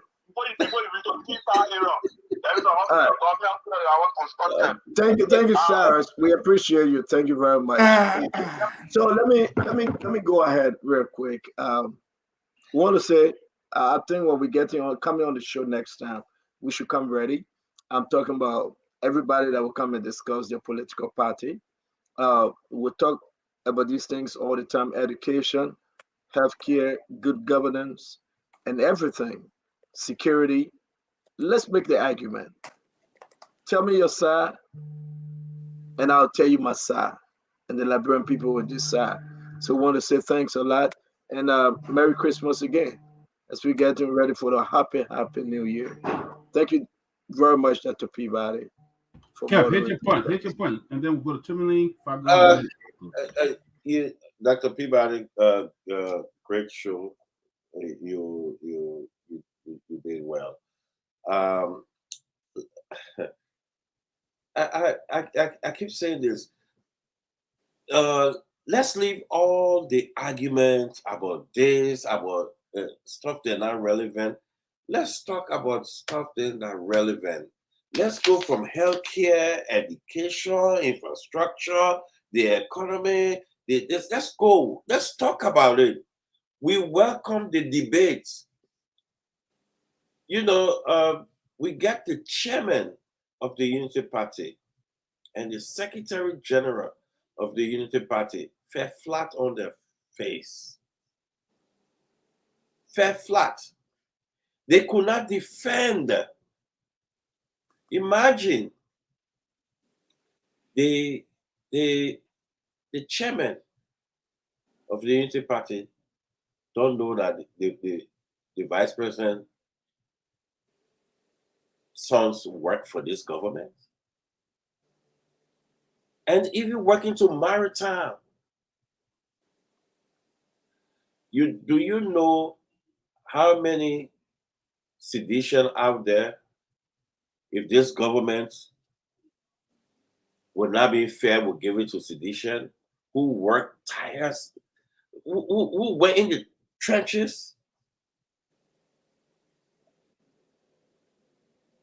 But this presidency, this government belonged to the Liberian people.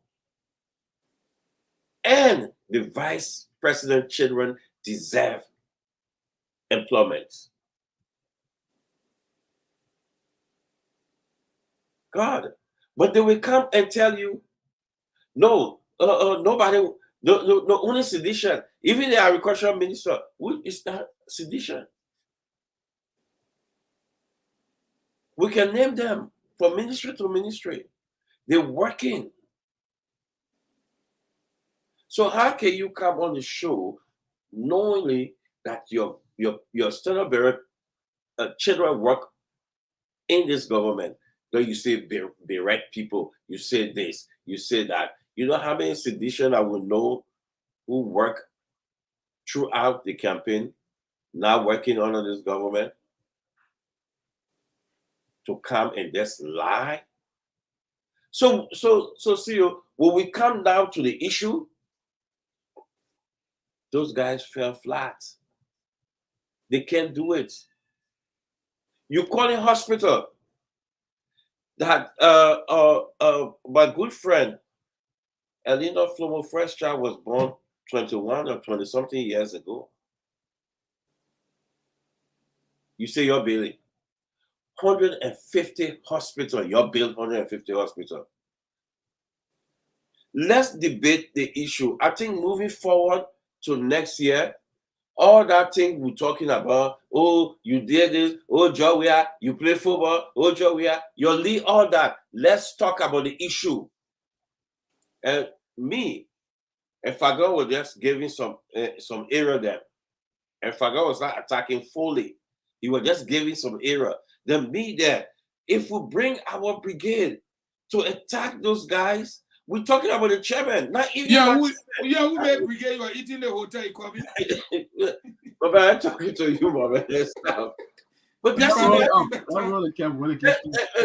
Dr. Biba, that's imagine. If we go and bring our guys, will they stand us? They can. The two chairman and secretary general cannot stand me. Can they stand us with the issue? They can. You bring the issue. And I'm begging them, let's talk from healthcare to this. You stop all that, the plenty talking. Oh, the president went to Qatar. Oh, the president did. Let's talk about the issue. And I'm telling you, Wednesday, you're going to see the state of the art hospital. And you know what are important? You don't have, people say, why you can't fix a JFK? My mirror will not leave Bapulu. My sister and brother, they will not be coming from bombing running there. They will not leave that area. We have that area. The same thing like the central bank in Banga. There's a vision that this president do have for this nation. And I urge all Liberians, let's follow that vision. Not somebody coming lie to you.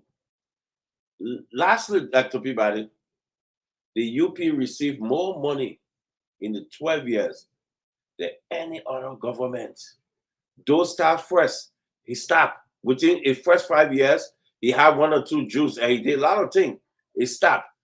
This government called Unity Party with Joseph Bokai, with a major decision maker, had the most budget, most money coming from the international community than any other government. Let's put that to test in post-war. Let's see that. What they can show for. To come alive. I rest my case. Bring it up. Bring it on, guys. Let's bring it on.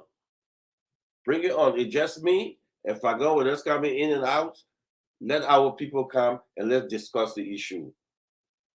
And Liberian people will know who the real liar, man.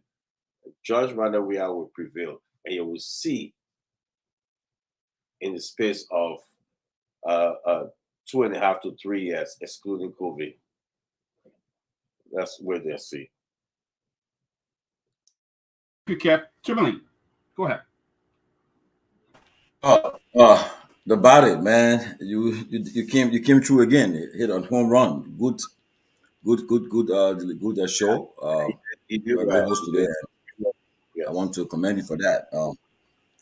But we have 287 days to the elections, and I can tell you that the debate will get intense, and I think the chairman of the UP, I think he should have done this is a test, but he should next time he should come prepared and stronger with facts and data, to have at your fingertips, because the elections that the next 9 months will be about the data, the facts. You have to be speaking with facts, because people will fact check you, come with the facts available to you, and bring it on the debate. And we'll see the debate. The surrogates from the parties will be out there, going to the Liberian people, engaging them on talk shows, going to the counties, the districts, and so forth, to make the case. And the issue about jobs, poverty, the living conditions, economic hardships, and what Liberians are spectators in their own economy will all be off for debate. And it will be like Steno just said, you have to convince the people, convince the voters that, look, this is what we're going to bring forward. And that's why I always say it's important that once the tickets are formed, once we see who Gongoro will be, Kevin as running mate, Cummings running mate, Boga running mate, and so forth, we're going to know now the debate will start, and we'll get at it. And you make that convincing and compelling case to the people of Liberia that, look, give us 6 years, this is what we're going to do. Here's our vision. Here's our platform. Here's this is our agenda for the country for the next 5 or 6 years if we're elected. And you're comparing with the ruling establishment, saying, well, President Weah said that this is what they said they're going to do in 5 years. I mean, look at, did they accomplish what they said they're going to do? Today, how many Liberians are in poverty? How many Liberians have jobs? Like this holiday, just example. Like I saw private citizens in Liberia yesterday feeding in a community, feeding people because they're less fortunate. How much people really celebrated Christmas yesterday in that spirit of the Christmas and the Christmas festival. How many people really celebrated the Christmas with their families and loved ones? How many people had to eat for their families? But some good Liberian citizens who had extra share with the people in the communities. That was good. I know my friend and brother Rufus Berry. I saw him doing well. I also saw Ambassador Addie Jones. I saw her feeding 400 people too. I mean, and many people who decided to feed the people, the less fortunate. That was good on their part to share with the people, because it's tough. We are in tough times. So the issue tomorrow, in the next few months, will be about what are your lives changed over the last 5 years or so. How many people people who are working? Are they still working? And to the UP advantage, at the time they had on mill, so the economic situation was not too tough because people had jobs, but they also had investments in the country. A lot of companies are in the country operating. But under this administration, I think Firestone, one of the biggest employer Firestone have cut down the employment. People, a lot of people was laid off on this in the last couple of years on a Firestone, one of the largest employers in the country. You know, even a ArcelorMittal negotiation. I mean, you saw that it was not negotiating good for the Liberian people. They still having question mark to it, and so forth. So it'll be the argument. But like you said, you must have the people, the surrogates of those who will be making it. They must come prepared. I've said, you come with your team to debate, because if you just come with just throwing numbers, they will fact check you and you'll be put in the cold. So you got to come with your strength to debate and convince the people that why we should be giving another 5 years or another 6 years, or why we should give you another 6 years. And you know, but then they also with the former vice president, when it comes to this argument, he said that there's corner opportunity. So the argument would be, I wasn't ahead of the ticket, so we have opportunity that we squander, but now I'll be ahead of the ticket. This is my vision that we have. I know I was vice president to Madam Sali, but my vision will be different now. I have a different vision for the country. This is why I want to take the country, and so forth. And so as we look forward, the issue will not be about popularity again. I think Liberia is moving for the popularity contest now to the issues related. So as a Liberian, they will ask themselves, like I listened to a podcast the other day, the interviews from some marketers, and the lady said her goods haven't been bought because nobody got money to come and buy goods. She said people who come and buy goods, finish their goods, and go and bring more goods to sell. So it's all be about the issue, the bread and butter issues that affect the people's lives, how people are living today. And I repeat, the governments they ran on the issue of taking care of poverty. And today, according to the United Nations data, you have 1.3 million Liberians that have gotten that more poor in Liberia the last couple of years. So the issue the people got to come and debate with. So we look forward to the debate, and we'll just be there to watch it. But we want to say again also that the government was also able to build the hospitals that they talk about and help. We saw it during the COVID, and also with the issue of the wire fees. I think that the wire fees, the paying students' fees was good, and so forth, and the free tuition at LU. So that was all good thing for the government. But I mean, have they been able to sustain it to this point? That's a question that will come forward. But we look forward to these debates in the coming weeks, coming months, and we look forward to seeing who will make the better case to the people of Liberia. And just on this side note, I want to say my condolences to the PLP family and the Cassell's family on the passing of Dr. Daniel Cassell. My thoughts and prayers with them, and we pray that his soul rest in peace and like perpetual shining. Thank you, guys. Honorable Fagon, Eugene Lamin Fagon, take us closer. Well, let me send my condolences out to the Cassell family, whether it be his wife and the kids, or his first lady, Koto English Cassell, Danny and Danella and all those people. I think he was a spirited politician and he wanted to do more, but somehow along the way, it's all life. We're sitting here today, we don't know where we'll be tomorrow. I know for a fact that our politics is dangerous. And when you get in there, it's not easy, because I know how I feel and I know who I am and I know what's happening to me right now. So I pray for him and his family that they will find peace. May his soul rest in peace. You know, I had a lot of debate in 2017. I've had an experience with listening to my opponents and the market stuff. I go there, listen to them. That's what I used to do in 2017. When they're done in the morning, you have Henry Pedro Costa, early in the morning, 7 to about 9. You had Diakete, about 7:30 to about 10. Then I come out at 11 o'clock. Young Robert Haynes and I, today he's the director of press at the legislature, but he will go and cut those sound bites, like what you saw from Reverend Tupper today. You know, when he said the government built ELWA hospital. What we'll do, we'll just take that little soundbite. And then we'll say, we're asking the Liberian people. Ellen came to power 12 years ago. ELWA hospital has been in existence. Did she really build this hospital? We will recognize then that maybe he was talking about extension. But he didn't say extension, he said Ellen built. We have to be careful as politicians how we speak. The other man he said the government constructed 150 hospitals. He didn't say health facilities first. You think I'm going to take the second one? No. I take the first one. I said, Lofa, how many hospitals in your county? And the people call. By the time I'm done with the day, you can't even get 10.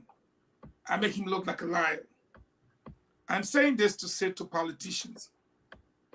There is a reason why when we get in the classroom, they tell us, try not to use numbers.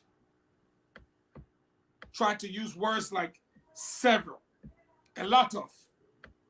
We've done humongous amount of work. We try not to use number because you will hold us there. So when you hold us there, we can't answer. If that man has said a lot of hospitals or several hospitals, several health facilities, like he was trying to talk about the John Davis Hospital that was built, I'm told, by MSF. I stand to be corrected. And Ellen refused to fund it because of the demands made by the MSF at the time. You come, you claim it, but you don't know the history behind the John Davis Hospital. How you call it? James and Davis Hospital. Again, I want to close by saying, I'm not going to enter this debate, but I can say the debate next year will be tense. In order for me to enter the debate, I have to decide who I'm supporting. Because, you see, if we decide, Dr. Peabody, to do the debate now, then how do you debate tomorrow? But if I pick my side, I'm able to strategize. I'm able to decide on my counter and my points to defeat you. I cannot debate anybody now without taking my side. Because when I take my side, we go to battle. You're talking about your own, I'm talking about my own. Let the Liberian people decide. So, like Stanton said, Stanton too, he got a problem. He holy God, my man. Until the man started teaching everything he said. To know I say health facility. No, but we did a lot. You see, but again, when you come unprepared, yeah, you just try to do something to the brother. When you come unprepared and you want to give us information, and you know there will be a debate, tomorrow the Liberian people will decide, Dr. Peabody. Tomorrow the debate will not be about Ellen. It will not be about the Unity Party 12 years. Because at the end of the day, I'm telling you, I'm not saying I will not support Unity Party or Cummings or WIA. But if you want to debate with time, then you have to measure with quality.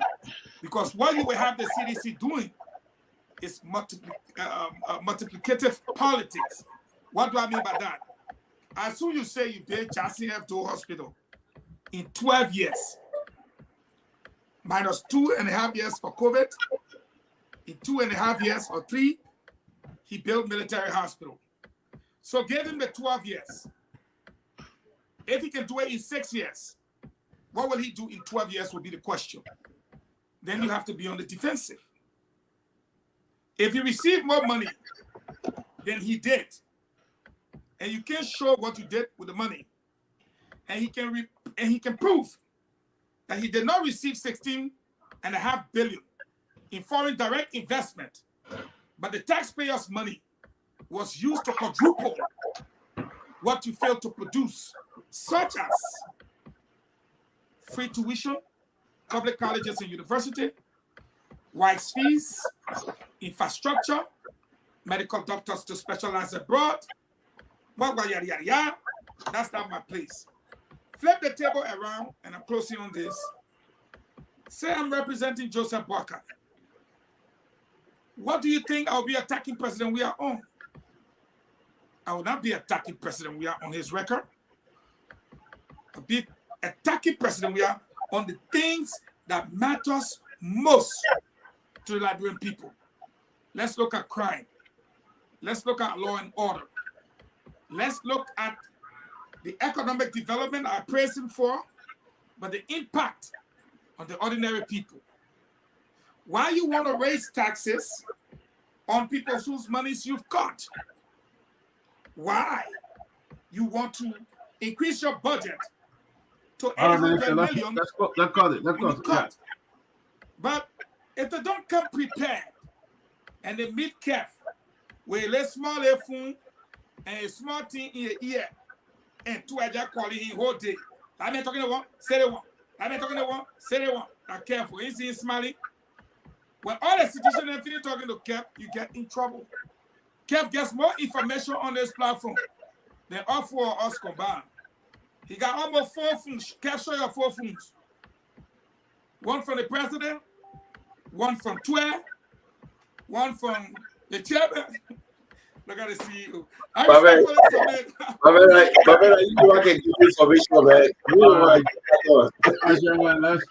Let's close it out. Thank you, CEO, for having me, and thank you, everyone, good show, gentlemen. The contribution here tonight was great, and but I think Dr. Tape was just caught off guard today. You know, anyone would agree with me that President Salih took over a very failed state where everything was completely damaged, a mess. If I was General Tape, I would have made that argument today. And in order, when you take over a failed state, everything is a mess, and that she was able to bring it up. You know, the healthcare change under President Salih. We got the hospital in Capital and other things. But I was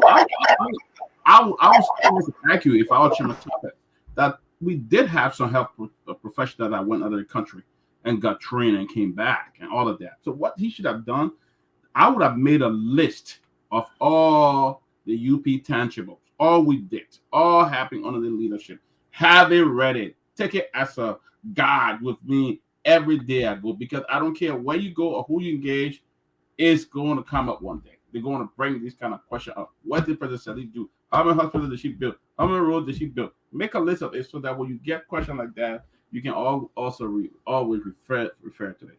But I mean, I must commend the government too. They built a few hospitals, the military hospital, and also the hospital in Bapu. But let me say that our nation-only referral hospital, JFK, continue to lie in Rome. There are more deaths. We heard that when the current went up one time at JFK, how many people died? The place is deplorable. I went there. I saw the kitchen. I saw where patient clothes have been washed with their hands. Maybe they have improved it, but even the one washing machine was not even working at JFK.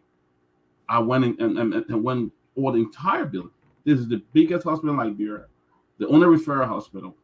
Okay, but is it that JFK is really not meeting the need? If we're building all these state-of-the-art around, most would rather have the highest population.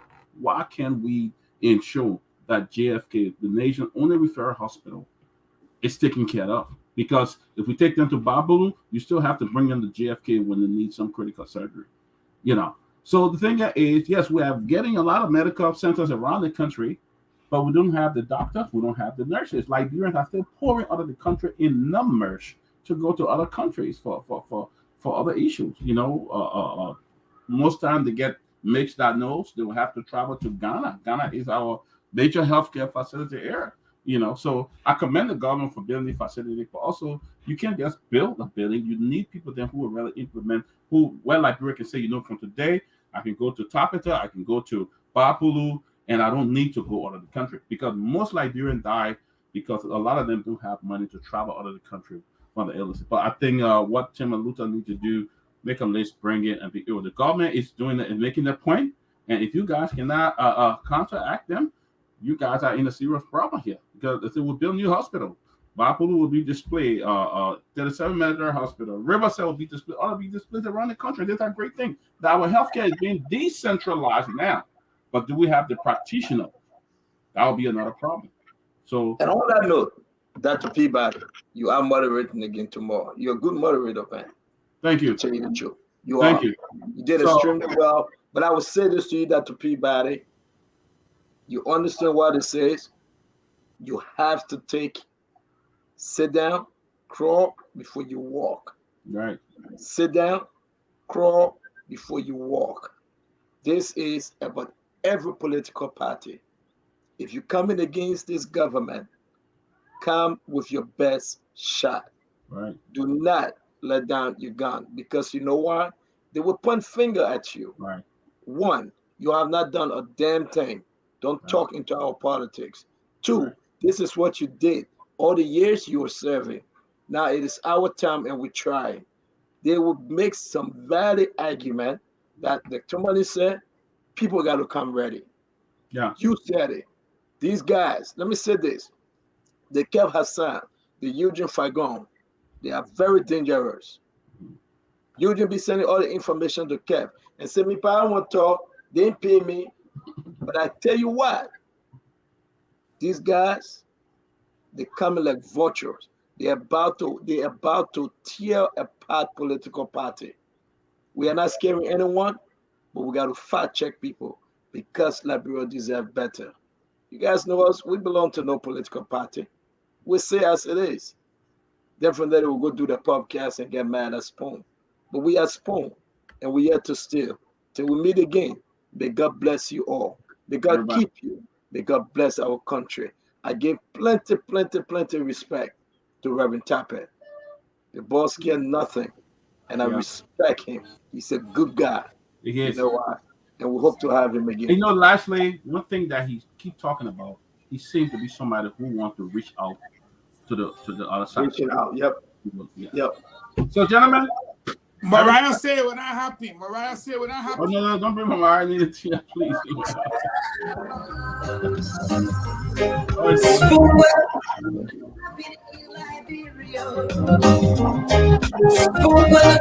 Let's keep the peace and play safe. You just listen to the program Spoon Talk. The invitation is yours to join the team